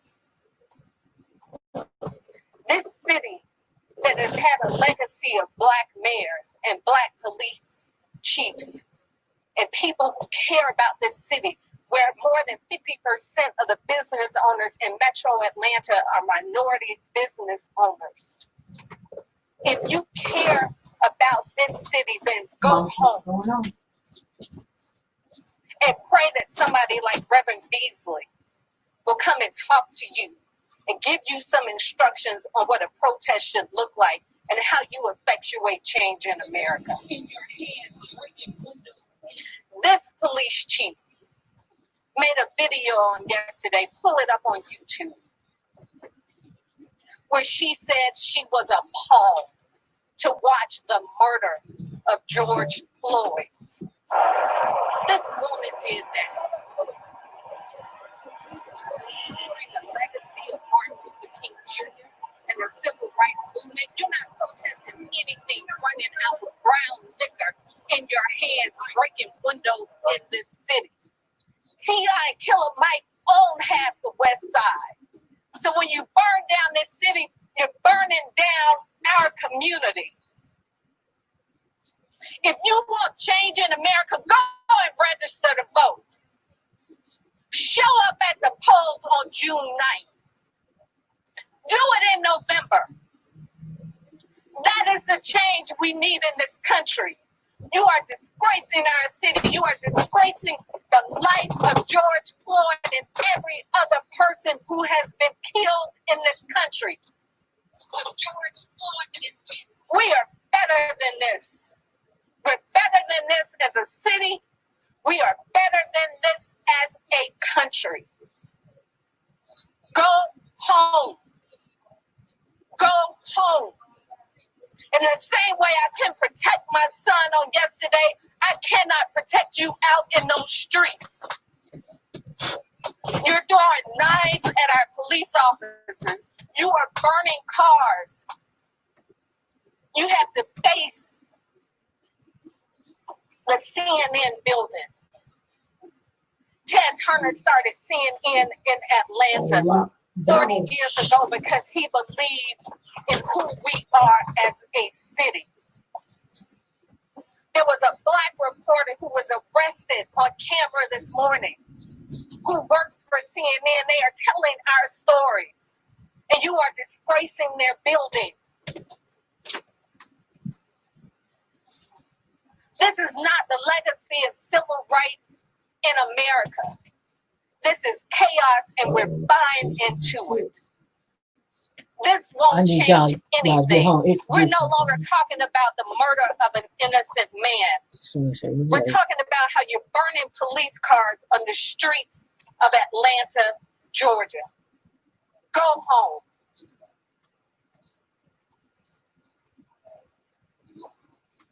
You don't want to say anything? He gonna come up here. I need y'all to get y'all ass home expeditiously. People like me Killer Mike, other artists, creatives, other people who come from our culture, and other people who rise up out of the wreckage of the struggle that we all experience just by being born a certain color in this country.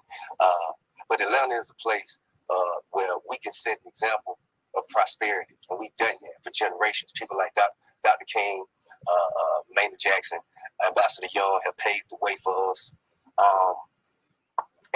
When everything else goes away, when you don't get treated right in New York, when you don't get treated right in LA, when you can't get treated right in Detroit, when you don't get treated right in St. Louis, when you don't get treated right in Alabama, Atlanta has been here for us. This city don't deserve it. However, I understand that a lot of others do, but we can't do this here. This is what comes. It's safe. Must be protected.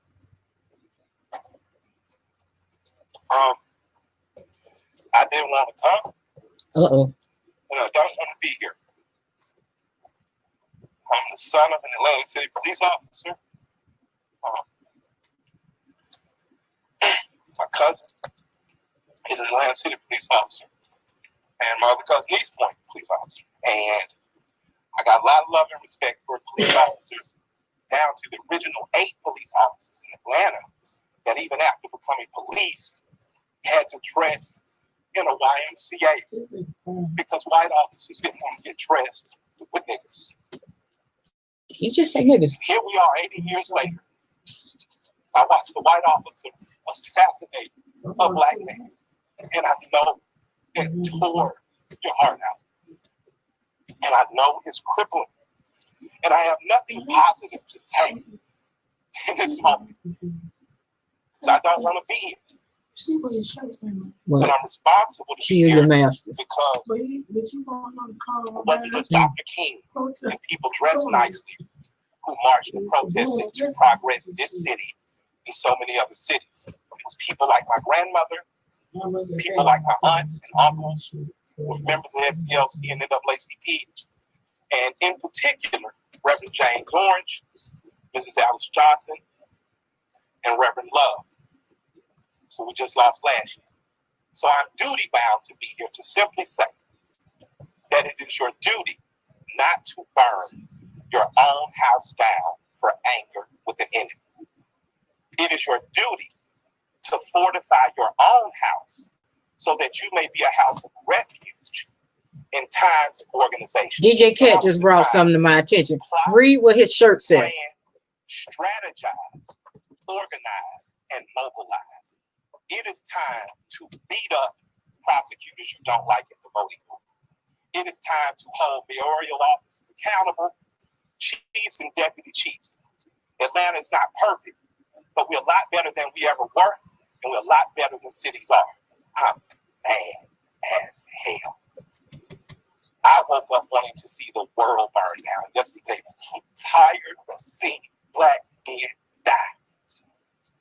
He casually put his knee on a human being's neck for 9 minutes as he died like a zebra in the clutch of a lion's jaw.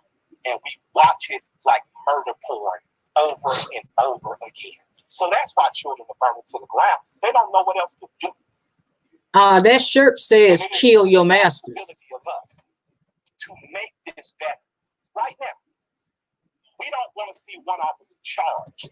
We want to see 4 officers prosecuted and sentenced. We don't want to see targets burning. We want to see the system that sets up for systemic racism burnt to the ground. And as I sit here in Georgia, I type it in chat. Thomas Stevens, Georgia, former vice president of the Confederacy, white man said that fundamental law stated that whites were naturally the superior race, and the Confederacy was built on a cornerstone. It's called a cornerstone speech. Look it up. The cornerstone speech that blacks would always be subordinate.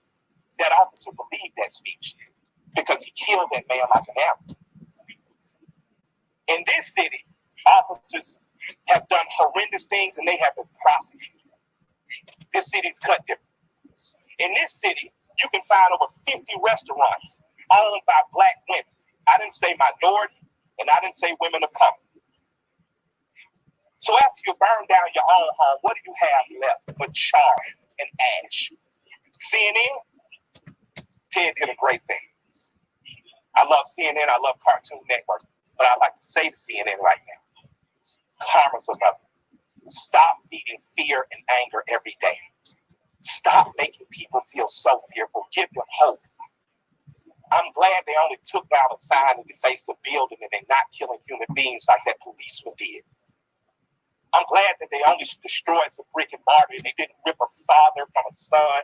They didn't rip a son from a mother like the policeman did. When a man yells for his mother in duress and pain and she's dead, he is essentially yelling, please God, don't let it happen to me. And we watched that. So my question for us on the other side of this camera is, after it burns, will we be left with charred, or will we rise like a phoenix out of the ashes that Atlanta has always done? Will we use this as a moment to say that we will not do what other cities have done, and in fact, we'll get better than we've been? We got good enough to destroy cash runs. You don't have to worry about going to jail for something petty. We got smart enough to decriminalize marijuana. How smart are we going to be in the next 15 or 20 years to keep us ahead of this curve? So that much like when South Africa suffered apartheid, you had Andy and other politicians that could make sure that Atlanta said, Coca-Cola, we love you. But if you don't pull out of South Africa, we're going to leave. We're not going to drink Coca-Cola anymore. Coca-Cola jumped on their side and apartheid ended. So we have an opportunity now. Because I'm mad, I don't have any good advice. But what I can tell you is that if you sit in your homes tonight, instead of burning your home to the ground, you will have time to properly plot, plan, strategize, organize, and mobilize in an effective way. And two of the most effective ways is first taking your butt to the computer and making sure you fill out your sentences so that people know who you are and where you are.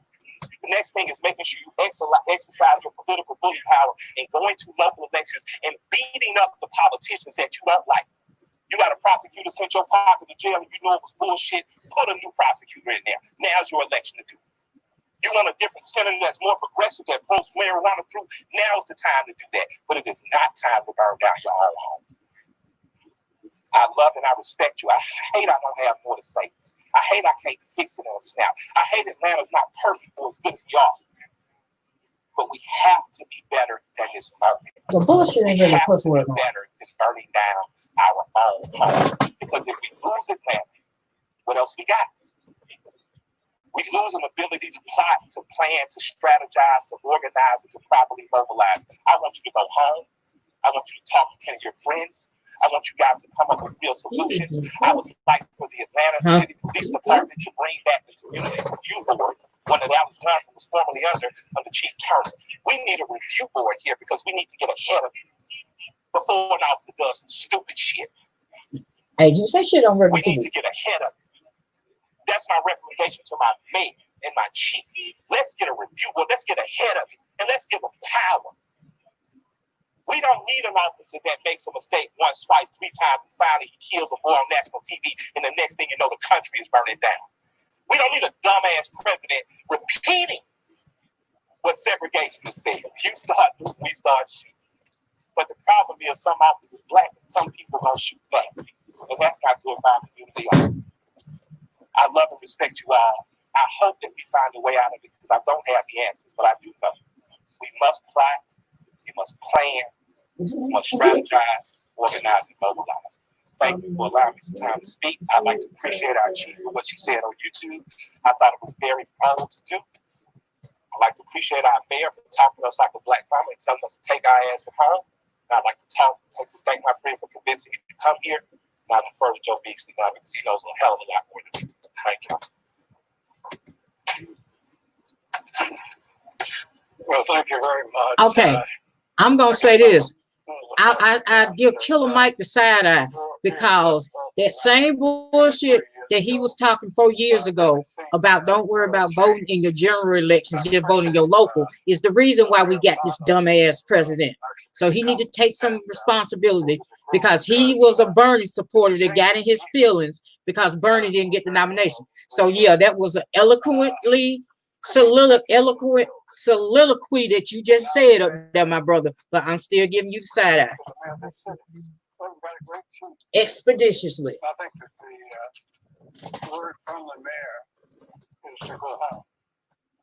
Because when you're in a crowd, the adrenaline is pumping, and you didn't really mean to get in trouble when you came out. But in fact, when you're following the crowd, you know, whatever the crowd does you're with, you're going to be a part of it. And so I would urge you to stay calm. The nation is changing, and we should be a part of the change, not be a statistic. Thank you. We're joined by Reverend Dr. Bernice King. Oh wow, they brought up all the big guns. No, I said Good evening, everybody, and I want to thank the mayor for calling us together. This is a tough moment, and if I might take one liberty to just say, I've obviously been in the place of the daughter, George, 6-year-old left without her daddy, who was killed senselessly, as my father was assassinated senselessly. It sent me on a journey of anger. And I fought that demon a long time. And this is a moment where people are feeling a lot of stuff right now and are fed up. As I stand in this moment and I look at my journey, I have to make an appeal to my brothers and sisters, because I realize that the only way to get constructive change is through nonviolent means. You know, a lot of people have been using my father's words. Sometimes I get a little upset when people do that and co-opt those words and take them out of context.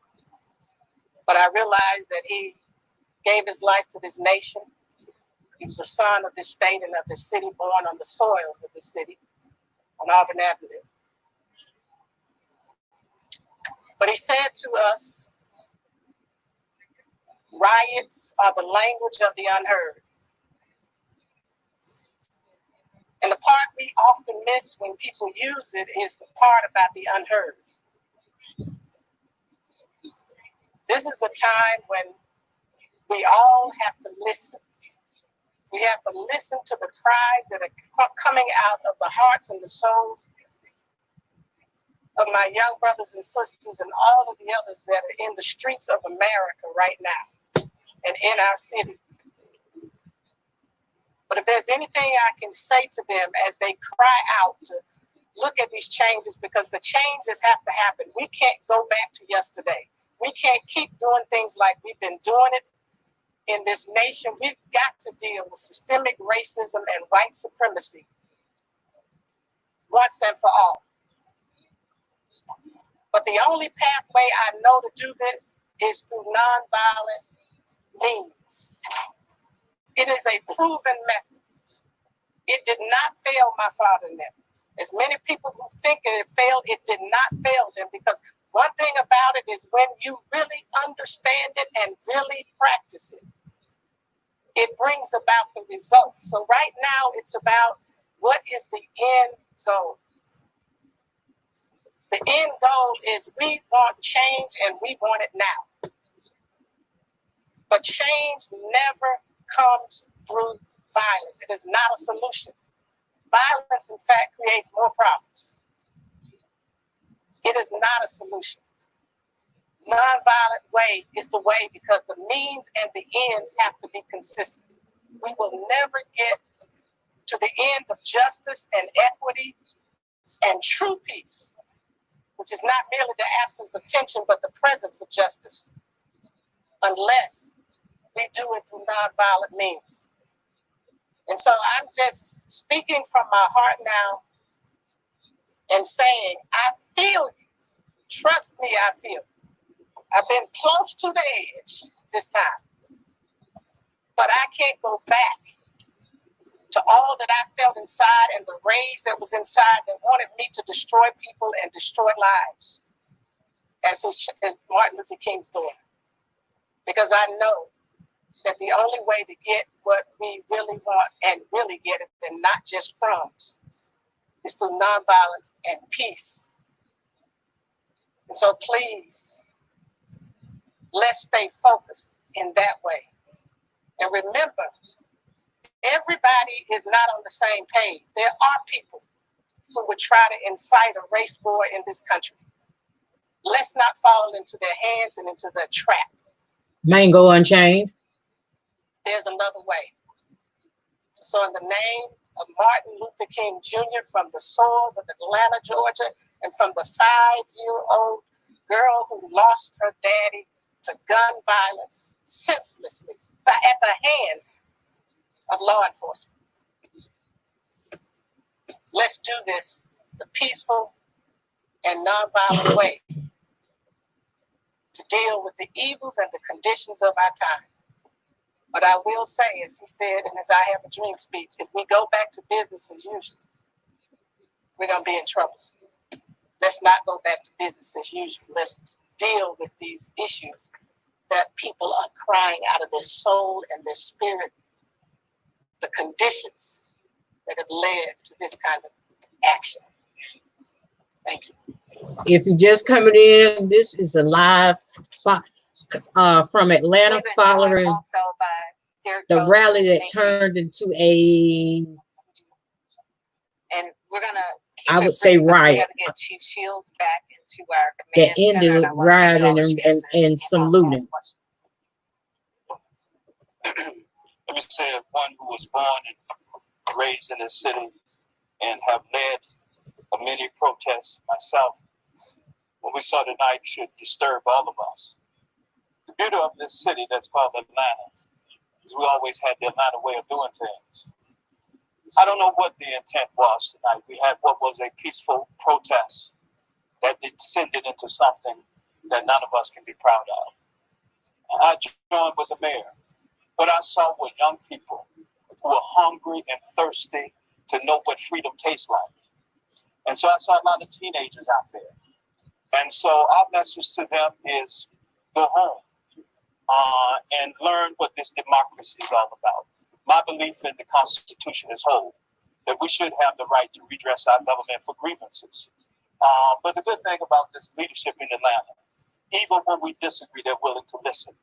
And to Chief Shields tonight, the Atlanta Police Department ought to be commended. They showed an extraordinary amount of restraint. But let's be very real here. Some of the people who were down there tonight did not come for Brother Floyd. They did not come for Ahmaud Arbery. They came there with the intent to be destructive.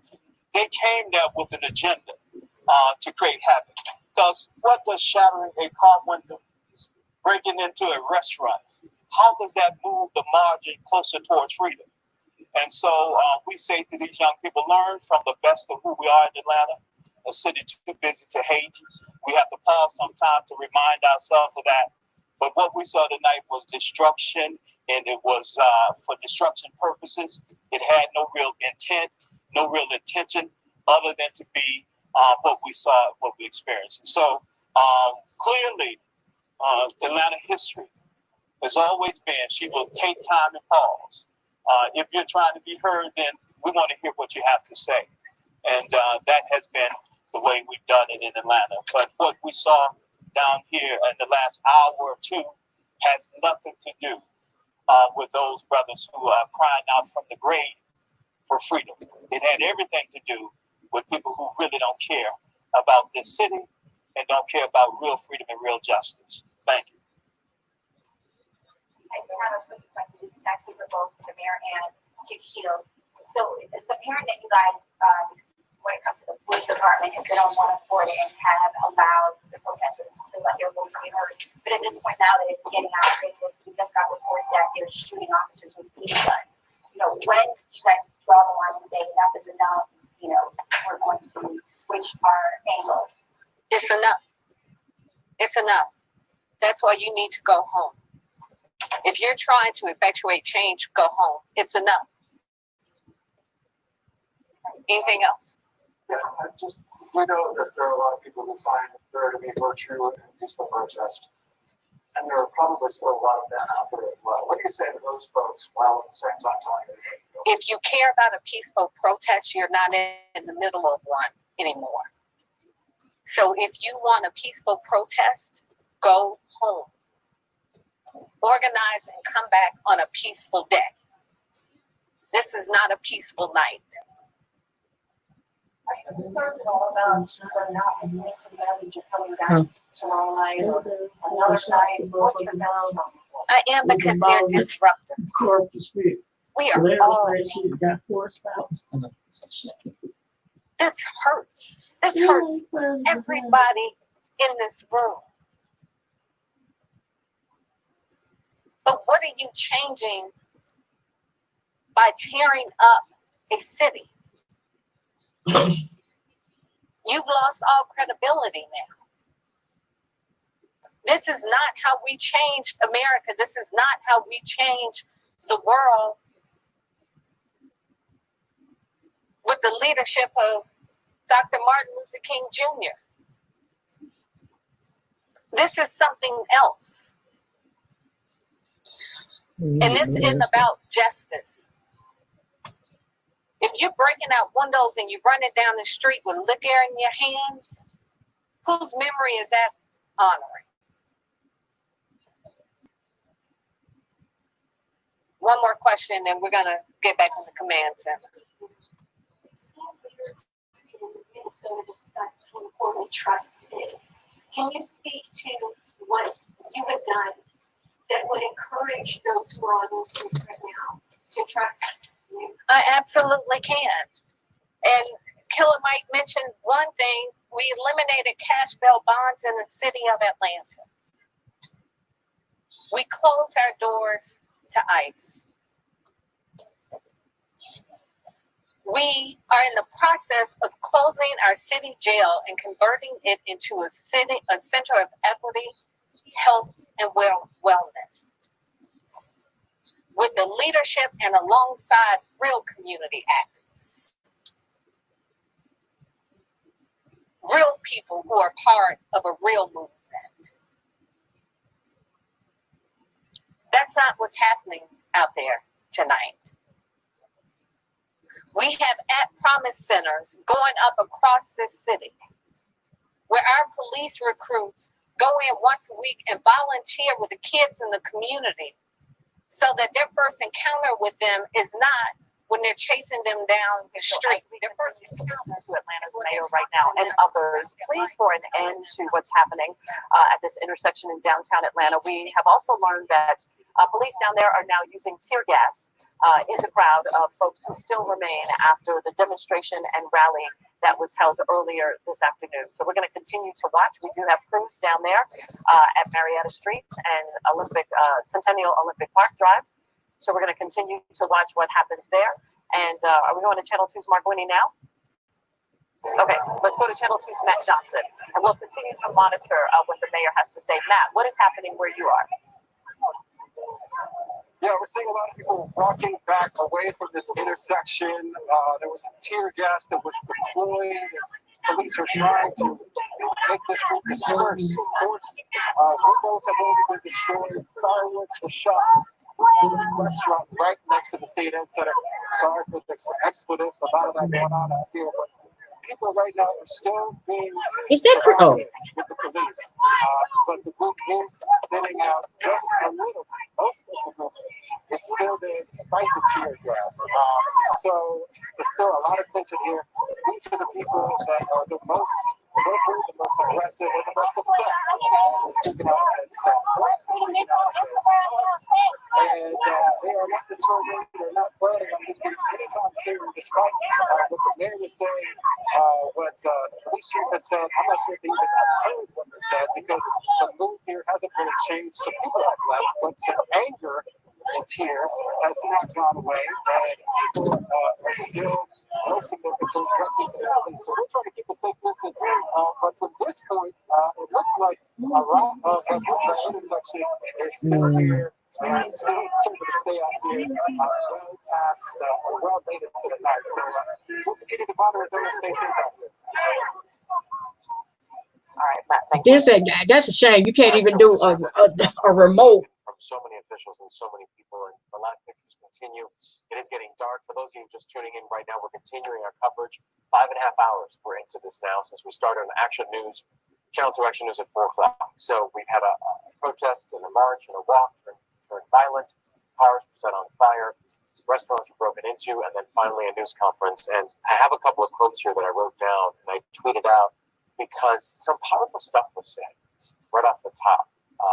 And there was a lot of anger from our city officials off the top, talking about if you wanted to attend a rally, go home. This is no longer a peaceful rally. If you're in the middle of this, you're not in the middle of a peaceful rally. Trevina, just listening to that, it's very powerful off the top. Well, George, you mentioned that what the mayor said was really something, and then of course we heard from some of the comments that sort of echoed it. Okay, I'm going to remove this because that's just them going over what legacy of civil rights in America. It's what was said. If anything else, go home, she said. And T.I. said it. Very few words. He said, "Don't do this. This city is." If anything else, I still got it where I can see it. If anything else pops off here in Atlanta, I will bring it back up. Now, as I was, y'all might have heard me comment doing it, but the main thing, two things that I was surprised. One, that T.I. didn't have more to say, because usually he have a mouthful, so that was quiet.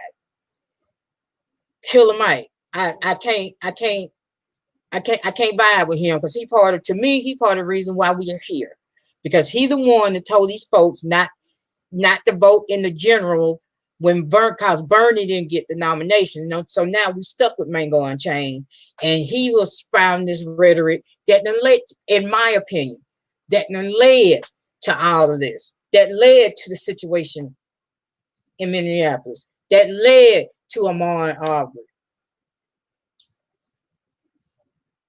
because it gave his base, it made them feel like that, oh, well, we could just go out and do what we want to do. We got Trump in the White House. So Killer Mike, why it was a lovely soliloquy. It was for him not to want to be there, and something that off the hip, I would love to see what he would say if he had time to actually sit down and write out and plan out a speech. But Killer Mike word don't right now ain't holding that much weight with me. It really ain't. Keisha came. I like the way Mayor Bottoms came out there and talked to folks like that, like T.I. said, like a mama.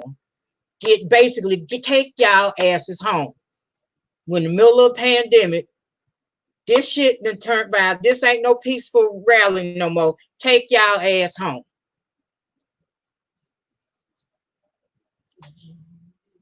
And I can't remember. I want to say it. I can't remember if it was Dr. King that said, and I'm paraphrasing this, that looting and rioting is the voice of those who feel their voices aren't being heard.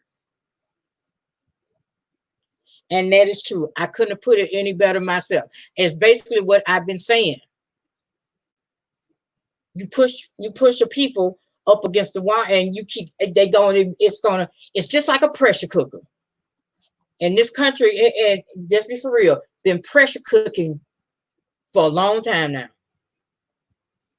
They've been swatting at their hornet's nests for a long time now. They've been playing out there in that thunder and lightning storm with that lightning rod for a long time now. So don't get shocked when the pot overheats, when the hornets sting your ass, and when your ass gets struck by lightning.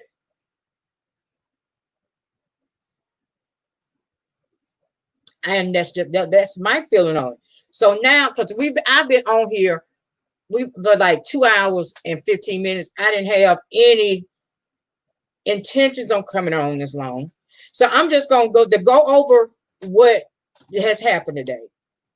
It was an arrest made Charvin or whatever his name is, was charged with 3rd-degree murder and manslaughter. I think they put that manslaughter charge in there just so that they can be able to convict him or something, because I'm sorry, and this is my opinion, and honestly, as much as I like to be right, I pray to God that I'm wrong on this one, but it's going to be hard to find a jury to agree to convict him of 3rd-degree murder and send him to jail for 25 years. Because that's the most time they could get him on the 3rd-degree murder charge. On the manslaughter charge, he can get up to 10 years. So I can see them making that compromise. Don't be surprised if they make that compromise. Like I said, I pray to God in heaven that I'm wrong about this, that they see the evidence in front of him and manslaughter, he gonna only get up, they can give him up to 10 years. The murder in the 3rd-degree charge, they can give him up to 25 years. My prayer is, since we couldn't get a murder 1 charge, that he gets convicted of that 3rd-degree murder charge, and that the judge gives him every day of that 25 years. That's my prayer. That I pray that justice is sought out. But like I said, when I came on here earlier, before the riot broke out in Atlanta, I had to cut to that. All 4 of these former officers are pleading the 5th. They're not cooperating with the investigators. What do that tell you? That, to me, that tells me all 4 of them know that they messed up. You got 3,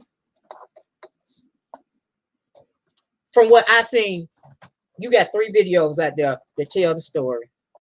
You got the first video that everybody's seen. So then they came with they came with, we had to use excessive force, because what seemed to be excessive force, because he was resisting arrest. Well, then you had the second video come out of them coming out the store. The man is in handcuffs. He's not resisting arrest. Everything was still on this Charvin, whatever the hell, the murdering motherfucker. That's why I never go on ABC, NBC, or CBS. I like to cuss too much.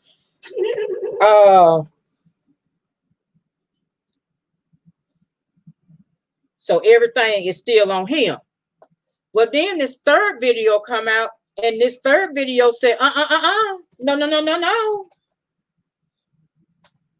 That was only one angle. We got 2 more grown men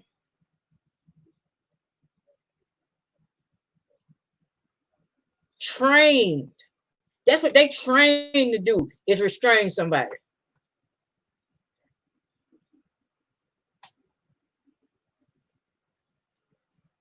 Also holding this man down.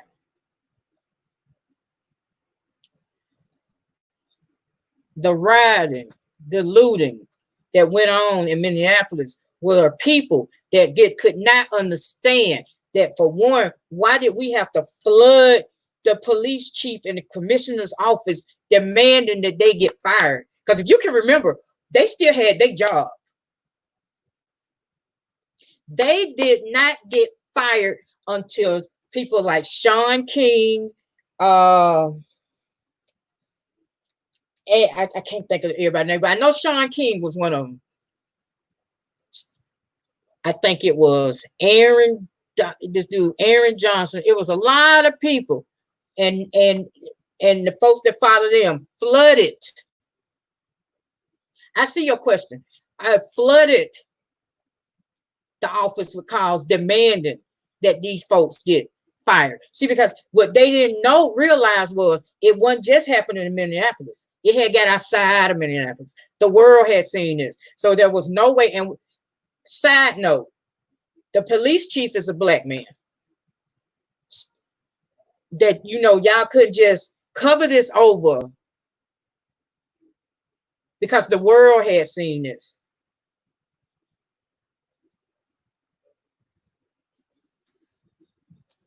So you get them fired. So then once they get fired, okay, where the murder charges at?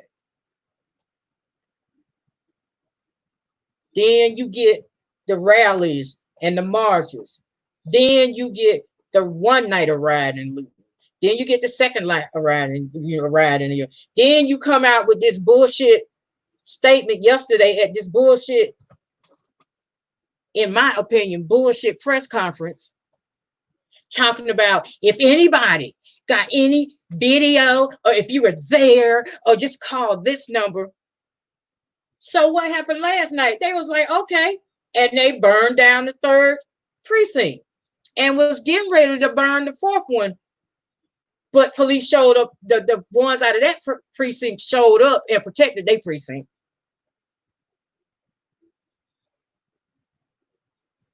So yeah, to go back to that statement that looting and rioting is the voice of those that feel voiceless. Yeah.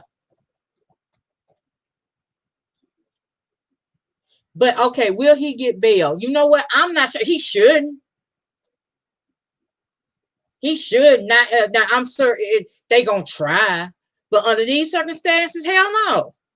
And then to add salt to the wound of a city, of a family, of a city that's already injured and hurt. Y'all gonna put salt on the wound by sending 50 police officers to guard this man in his house? They could have, and this is just my humble opinion, they could have stopped a lot of that shit from going on if they had them 50 police officers out there protecting them stores and shit. But you're going to send them out there to his house and protect him. Since when do the police protect the murderer? But see, that they still consider him a brother in blue. Again, these are my opinions. And this is how I'm seeing it. So yeah, and my thing is, when people, before all this, when people thought of Minneapolis, the first thing that came to their mind, well, I can't say most people, but to me, the first thing that came to my mind was, oh, that's where Prince from and lived. That's who Minneapolis gave us, Prince.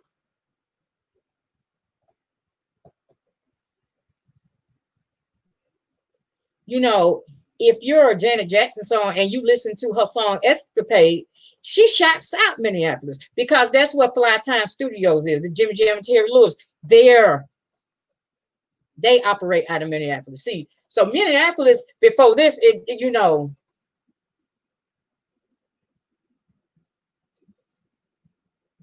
just it was music.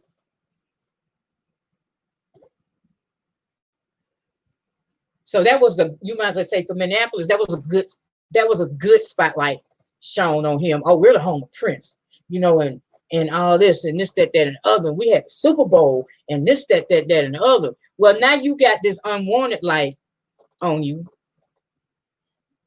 And things don't seem to be as gravy as everybody would thought. So yeah, I just hope they get this right. Because like I said, they arrested Charbin. He's been charged with 3rd-degree murder and manslaughter. All 4 involved in that murder are pleading the 5th. They are not cooperating with the investigators. They already said, we plead the 5th. We ain't talking nobody. Zip. Talk to our attorney. Charbin is married to the Asian officer. I think you could put that Tao sister.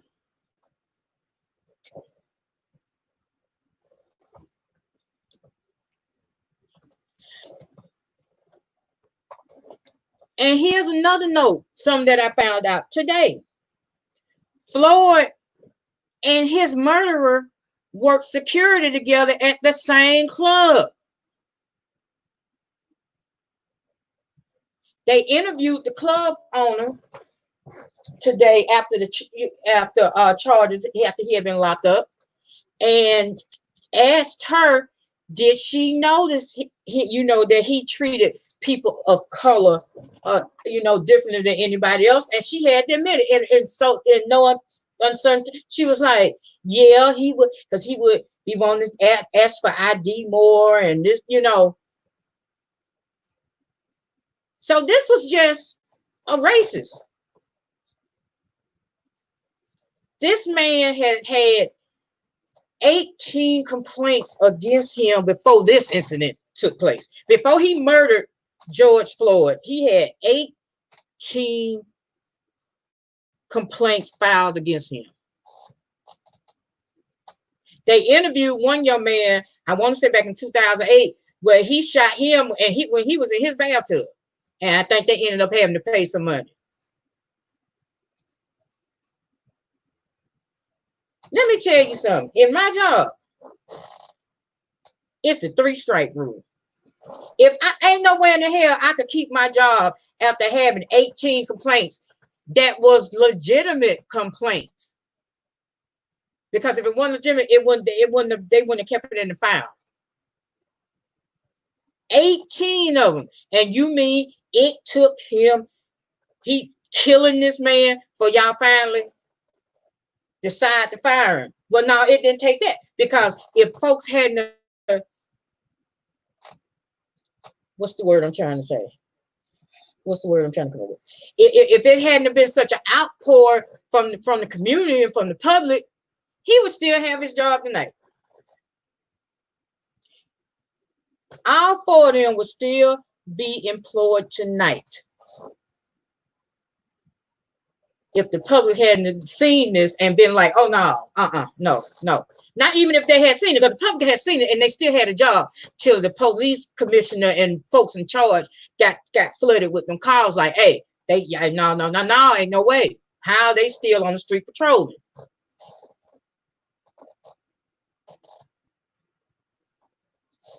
And the city of Minneapolis, the officials, the police, they didn't realize how hurt that the people of that city was. Because I'm pretty sure they thought in their mind that, okay, we're going to fire our 4 them and things will smooth over. You underrated the anger of your people, Minneapolis. I'm just saying. You underestimated it.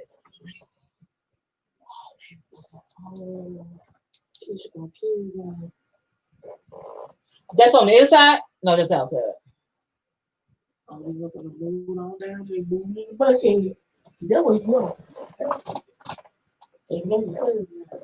Keisha gonna whoop their ass. But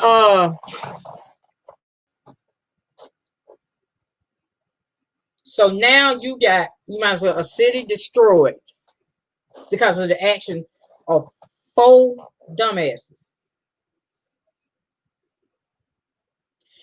And for those that's listening to this or that see this and or drop under and be like, well, if he hadn't been trying to pass that counterfeit bill, they wouldn't have never been caught. Since when has passing counterfeit money ever led to death? You show me in the penal code where passing counterfeit money is punishable by death.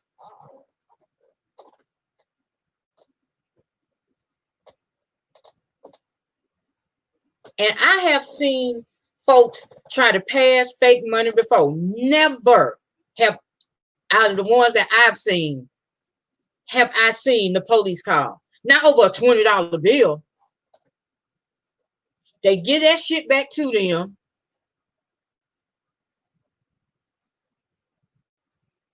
And tell them to get the hell out their store and don't come back. So now you got all this damage. damage is done. You got businesses. A lot of them businesses ain't gonna be back. They're gonna take their insurance check and be like, fuck you, I'm out. Because honestly, with what's going on in this pandemic, I can get a lot of them businesses was bleeding money anyway. So they don't gonna take their settlement money from their insurance and be like, okay, I'll holler at you. You got people they're gonna have arrest records for the looting and rioting. And while they shouldn't have had their asses out there doing it, it still goes back to an act of a racist son of a bitch that look to me just got off on killing a nigga.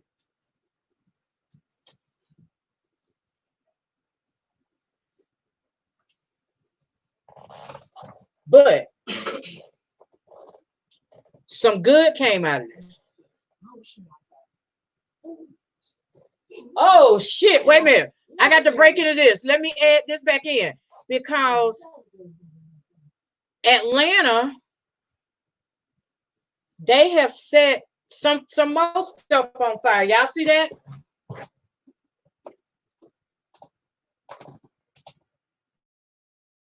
Do y'all see that? What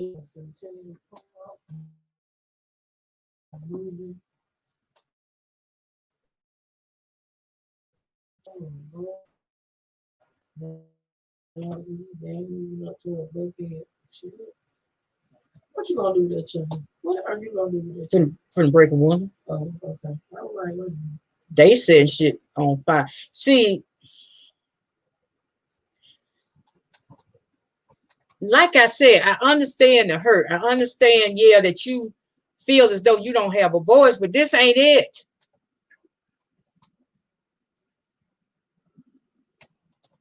They done stopped the feed. Oh, okay, they brought it back. What is your ass doing with that chat? Why they feed keep going in and out? Let me take this off the screen then. But yeah, that's what's going on. Yeah, that's probably everybody trying to watch this. I'm gonna take this off screen. I'm gonna refresh it on my end. Okay, let me see. Okay, we got it back.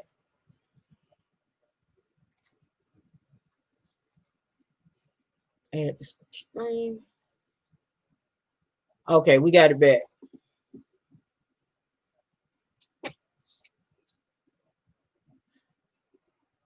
Oh yeah, they done moved into it.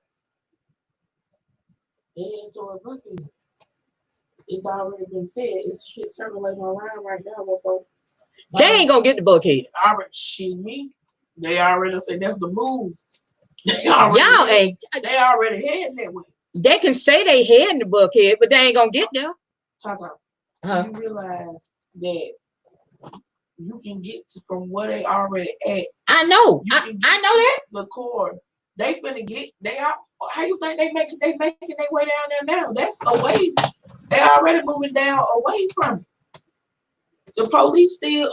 I'm telling you. They are clowning. If they doing that, it's gonna be right now. What you think? You think they worry about the police being? They finna nut up. I'm just saying to my Buckhead, don't forget about what's that fancy smashy shit with the skate rink and all that. What fancy shit is skate rink?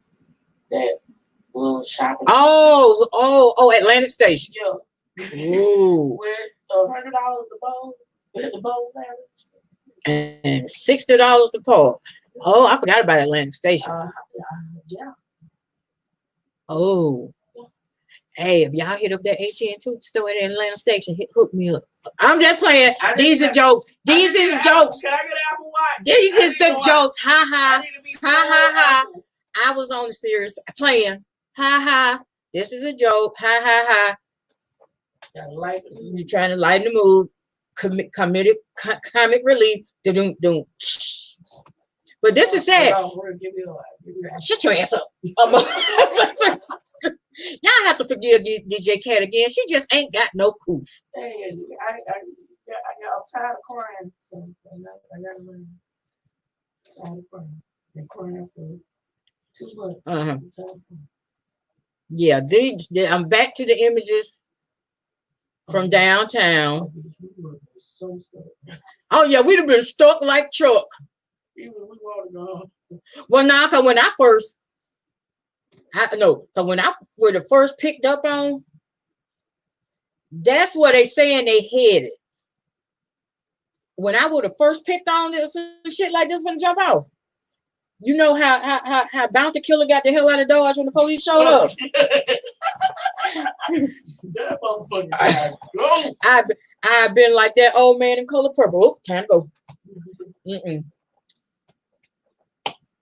But see, I would have been in that first group that passed through all that. We would have been in that first group that ended up at Centennial Park with the speeches. See, we would have been, no.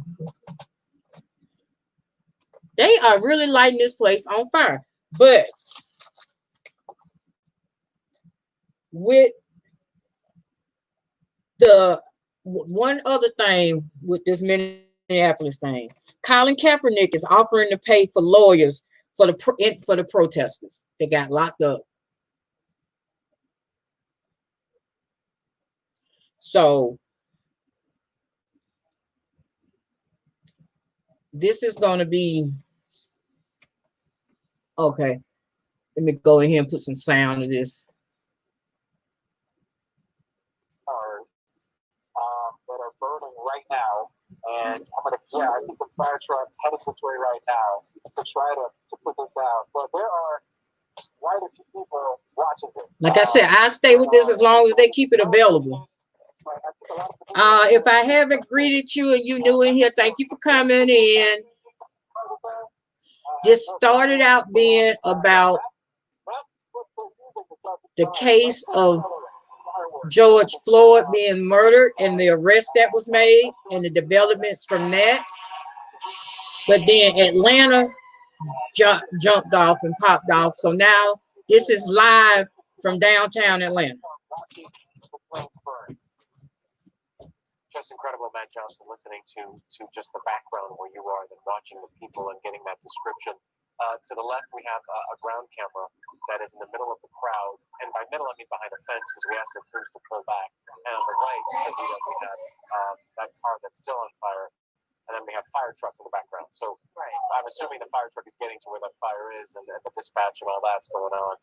As people are just watching whatever's burning really just burn to the ground. Right, and then Starbucks, I believe, is right there near the Embassy Suites, right across from Centennial Olympic Park as well. Channel 2's Nicole Carr is also joining us this evening. Nicole, if you can tell us what you're seeing from your vantage point and what's happening where you are. Hey, Nicole. I'm sorry. Did Joe Biden? Yes. Is that you? Okay. Yes. Okay. I'm sorry. I just got out of the car on the other side of Centennial Olympic Park, so I'm behind photojournalist Brian Ferguson, and it's the same shot you all were just talking about next to Embassy Suites. We just, as soon as we hopped out about, 5 minutes ago, we started seeing the flames, and it looks like a couple of cars, and then everybody is migrating toward it. We're, of course, staying as far back as we can. Right, I don't know if you saw the tweet. Well, people are starting to run this way. I'm not sure what they're running from, but I don't know I just tweeted out a video of an APD officer who was in his or her unit, and people started throwing glass and other objects at the car. That's why the sirens were going off, just like half a mile from this. And so we're just watching people staying out of this. It's sad. Yeah. Nicole, from where you are, do you see Atlanta police officers? And I know we have different camera angles, so that's why I'm asking. And I stepped out of the studio for a few minutes, so I haven't seen police officers in a while. We know that they're there, but do you see them from where you are? Yeah, I mean, the one that I just passed, like right across the way in the park, I mean, that officer was sitting in the car when people started throwing things at the car, and that's what set the sirens off. So they're around. You don't see them outside, but they're definitely here. Right. And we saw a line of Georgia State troopers a few hours ago. I don't know if you see any troopers now from where you are. I saw some troopers blocking the highway entries as we were coming in. But I haven't seen just anybody on the ground or a lot of marked cars or anything. There aren't a ton of folks out here. It's kind of like just a lot of people out here walking around, and we're just keeping our distance. But no, not that I see right now. We're just watching these flames. Right. Mm-hmm. Yeah. Okay. And the fire department has arrived there. And it's, from what I can tell, it's 2 cars on fire. And I know you're across from there. That's what it looks like too. Yeah. It looks like 2 different sets of flames right there at Embassy. We make it a little closer, not too much, but so that's that. And, yeah, and I think that is a word. A lot of people are just saying this is sad. It's sad to watch, and we understand that people are frustrated, and so that's why they were there.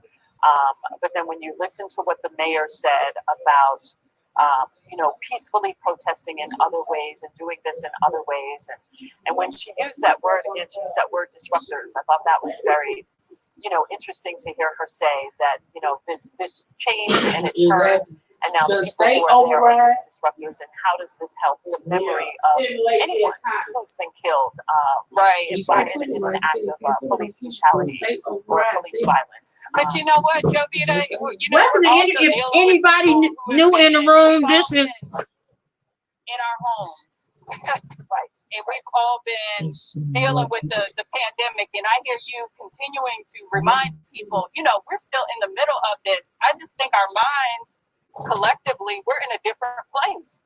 Yeah. And this is not what we typically see in Atlanta, but this is not a typical time. No, it is very atypical, right, for all of us. What? I'm trying to figure out what building. What is that they just set on fire that's burning back there in the background? Oh wow! I'd be mad as hell. Oh, it's a good thing I didn't go down there. So it's 10 o'clock hour, pretty much. It's like 10:06. Let's recap. Oh, it's a good thing we didn't go for real. I'd be mad as hell if they set my car on fire. Well, no, I wouldn't. Upgrade. Ha. These are jokes. Trying to, lighten the mood. But this is sad, y'all. But I don't know why. What did they think? Because like back, like they said in 2015, same thing happened. Back during the Rodney King, they rioted up there in LA. They came down and tore up downtown Atlanta. At the Atlanta, they mirror what other cities do. Whatever that main city where the conflict is, whatever they do, Atlanta, but these niggas in Atlanta gonna do. That has been the history. But then, Jovita, something changed, which you and I both saw live on Channel 2 Action News at 5 o'clock. Yeah. I think that you said that's a car. Right. So a couple of things did change earlier. Yeah, they said those are cars. They said no fire. Now, what the car got to do? Some of the folks out there in the crowd tried to get into the CNN Center. Atlanta police wanted to stop them from doing that.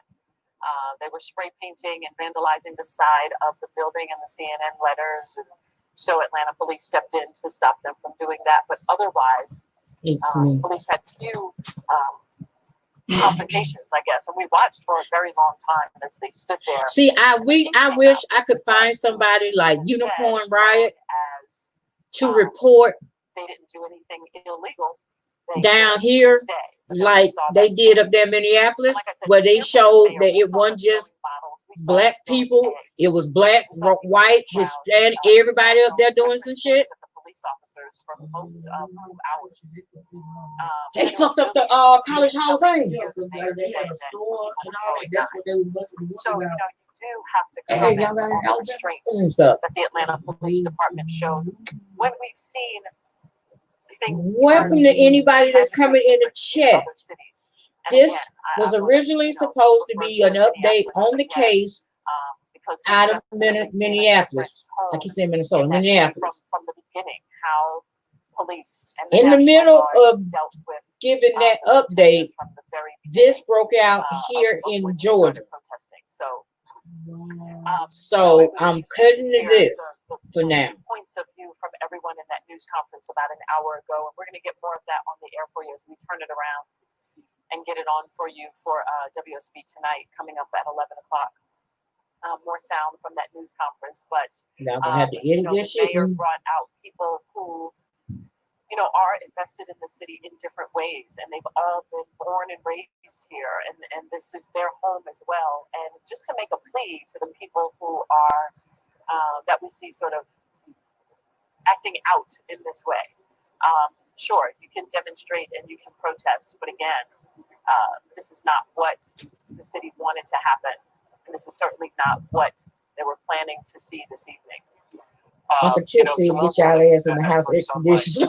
We're going to see more of what we've been experiencing in our viewers now. Yeah, Uncle Tipsy, get y'all. And Mama Keisha said, get y'all ass in the house like y'all got some damn that has been vandalized as well. So we're going to see some of that. And we're going to see more. I wish, man, my sister is over here.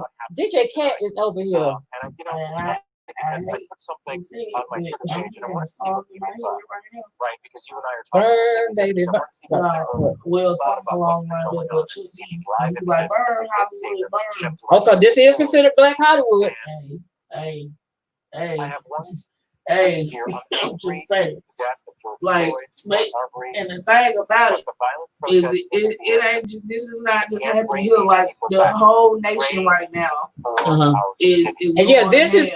It's like this is a simultaneous city burning because DC, we all saw that video. No one Minneapolis, wants to see Virginia, that. And then I have a conversation with my children about that. I think it's shit going down in Texas. Like it's like 3 cities in Texas. I think like it's like Dallas, Fort Worth, Dallas, Fort Worth. I think Houston. Do I have anybody in the chat in Texas? Can y'all type in the chat and let me know if they clowning where you are? I think they still protesting in St. Louis. And it's okay to have an opinion about something that you think Memphis. is just, when you know all the facts that you can. New York. Yeah, you said New York, right? But until we get to a I ain't saying this it's is right, But I These understand. I understand. are not the answer. We've been trying to talk and ask. Cameras here because We started out begging. Protests are going to continue. Begging. Just earlier we were speaking about. And we tried to ask. We tried to talk. We were trying to be civil. We didn't have done all that. And we were talking to him, and he was seeing people. But it's just like any situation in life. Come across our air. And it's just incredible to think that this continues. Just over little shit. You keep and asking and asking and asking and asking. The mayor said, "Go home." For respect, and you don't get it, you get frustrated. You are not boil any over. longer. So go home. But this is what you life. intended. This is Go home. You can say it. This is I'm a human being. I'm just asking for the same respect. Treat me like a human being. Treat me like you want people to treat you. We all want the same thing. We want to be able to live our lives, take care of our families, and go home to them at the end of the day, and wake up to live and fight another day. This is something that and we just want that respect. That's all. Reputation of the city. At the end of the day, we want.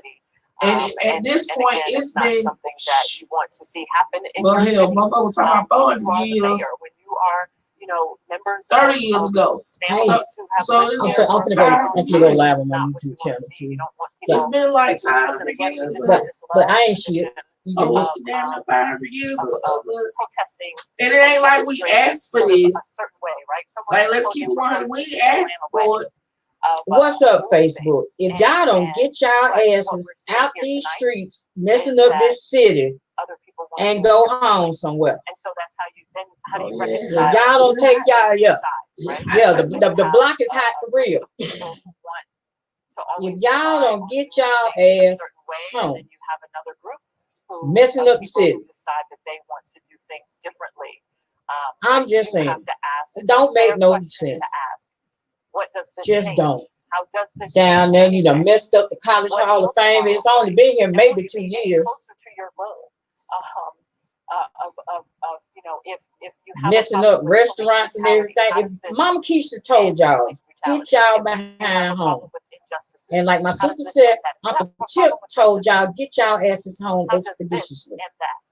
Don't make no sense. How does it not None whatsoever. perpetuate other false narratives? But The course of history. why that song "Hot in the City" tonight keep going in my head though? I mean, I'm so. Hey, I'm here Chuck B. Burn, Hollywood Burn. But We knew Hollywood. But I will say this. I will say this.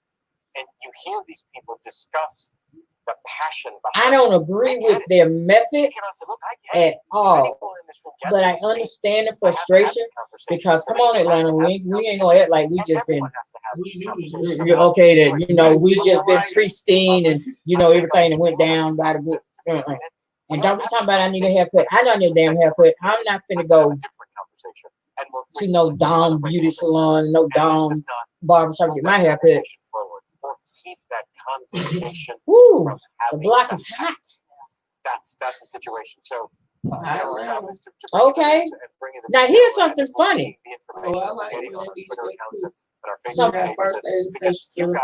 Yeah. They got first aid stations. Yeah. I like the way. You know, at a site where here's a funny little tidbit. Because of those of you that don't know, I have a little YouTube channel that, you know, JLC 87 Productions. Look it up, you know, put it in the little search bar on YouTube. You'll see this little face, like, and subscribe. But I was going to go down there, but then I was like, nah, that's okay. We still in a pandemic. The Rona's still out there. And they ain't going to be doing no social distancing. And where I had planned on parking is right where that shit jumped off. I've been mad as hell. But take y'all ass home. I mean, come on, Atlanta. You better than this. Take y'all ass home. Jeez, sick of playing with y'all. Can't have nothing. So we continue to cover these images and these pictures, hoping that tomorrow is a new day, knowing that tomorrow will be. I'm back, y'all. I had to go live. Continues to happen. I had to go live on my Let's go to Atlanta. Facebook. Chris Stewart. He's on the phone with us. I wonder if I can add my Facebook on him doing a live broadcast. Yes, I'm here. All right. How are you doing, sir? You know, I wonder if I can do that. You know, we're up here. Can I add a destination in the middle of a broadcast? No, I'm not gonna be able to do it. Make sure that the family and because you know on here I can go Facebook and YouTube at the same time. Had a phenomenal peaceful protest today with Stephen Jackson, who is basically brother James Johnson, a lot of community activists, beautiful day, and then to see my own city now going into flames is devastating. Here's my thing, and I'm gonna say it right here. Why is my computer on? Why did my computer upload? No wonder my shit don't move slow. Of course, people are angry. Of course. Excuse me, y'all. But destroying a car, destroying property, what is that answer? And Chris, I know. Here, I'm gonna say it right here at 10/18 on 5/29/2020. If Obama was still president, this shit wouldn't have been going on because it wouldn't have been no pandemic, and the shit wouldn't have been everybody already on eggshells and on edge because of a pandemic. Because he would have nipped that shit in the bud, just like he did that Ebola shit. I think we had what 5 people died from Ebola. And now another city in this country. Go up in flames. Yep, I said it. Does this help the cause? No. And if that did happen in Minneapolis, Daddy Obama would have got on TV and addressed it. But he done left us with the babysitter. He done left us with the coked out meth head babysitter.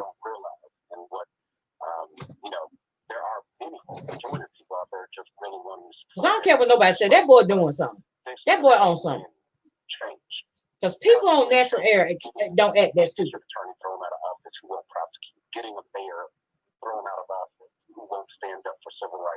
minorities, getting a police chief who will actually discipline their officers. That's through voting and making sure that this is a longer process than just a night of fire. It's a long game, not a short game. A long game. But the thing is, we give up too quickly. We think that it's a marathon, not a sprint. Fix things, and then very few of us are left to keep fighting this for years. Wow. So in Ohio, California. Killer Mike and T.I. earlier. But what do you say to the young people, Chris, who, and I just say young people because they're younger than me, okay? But even if they're 40 or 20 or teenagers, what do you say to them from your point of view and what you've seen? Vandalism, damage, Chick-fil-A and storefronts. Oh, Lord. What? Folks ain't gonna be able to get their Chick-fil-A sandwiches in the morning. Oh, Jesus. Have lost a brother. What do you say to let me see. Yeah, but no one listens, and I'm frustrated, and I'm angry, and nothing is changing. Told Chick-fil-A. Just like last night. Told Arby. Oh, Chick-fil-A. Oh, that's like Chick-fil-A is. Fuck Chick-fil-A. Took a knee. I mean, it was a peaceful demonstration. Mass. Popeyes chicken sandwiches taste better anyway. The World War boycott. They do. Some of my That Popeye chicken sandwich, that shit. That Popeye chicken sandwich tastes like you made that in your kitchen at home. So it's not necessarily. Oh, Chick-fil-A sandwich tastes like it came from a restaurant. There's a problem. So this is just the Popeye's chicken sandwich tastes like you made it at home. But I done got all off. This is just threw me all off. I was not expecting all of this. So it's not just the fault of these people who are now blame just going to be put on the protesters. It's the fault of people who have taken in action and not. Ain't nobody got no mess. That's the dude who I thought was what you call it. Destroying their own city. Ain't nobody out here. None of these fuckers got on masks.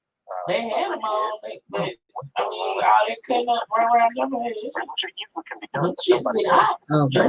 Well, y'all, we coming up at almost the 3-hour mark. And like I said, I did not plan on being on this long.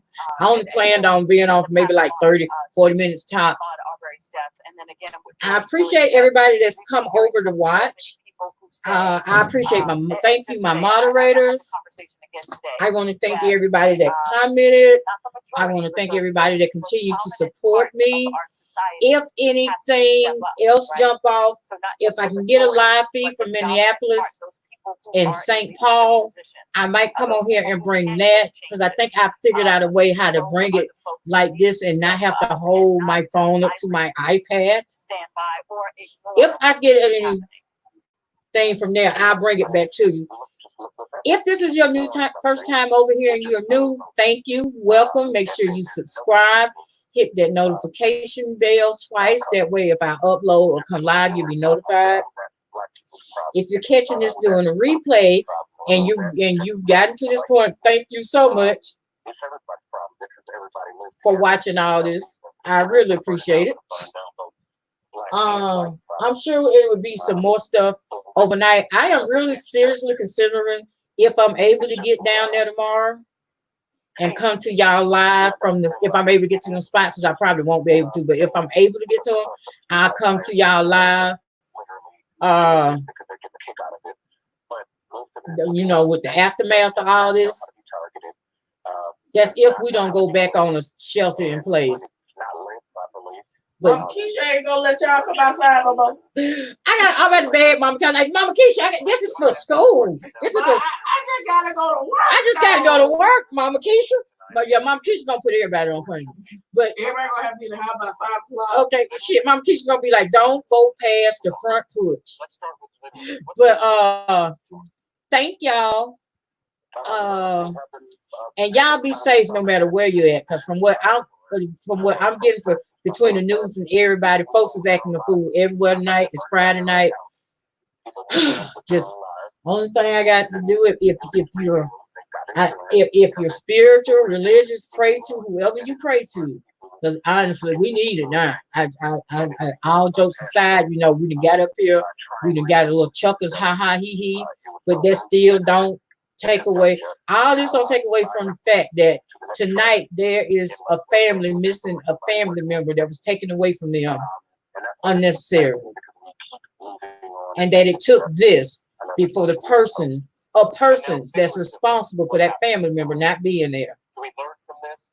Do our elders give us a time? Do officials come out?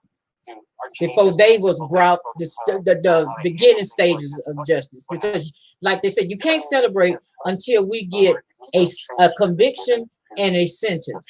We've gotten the charge. We need the conviction and a sentence. And I'm not talking about 3 years or no shit like that. If you get him for 3rd-degree murder, 25 to the door, no parole if I'm the judge.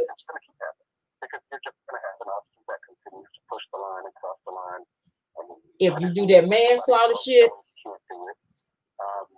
10 years to the door. But those are that's just my opinion. You know, they do have, you know, policies and procedures that, you know. But again, y'all have a good night. Be blessed. Be careful. Wash your hands. Make sure you wash your hands. I will talk to y'all later. Of what change is going to happen. Because what really we hope can end up happening is it's positively. There's all these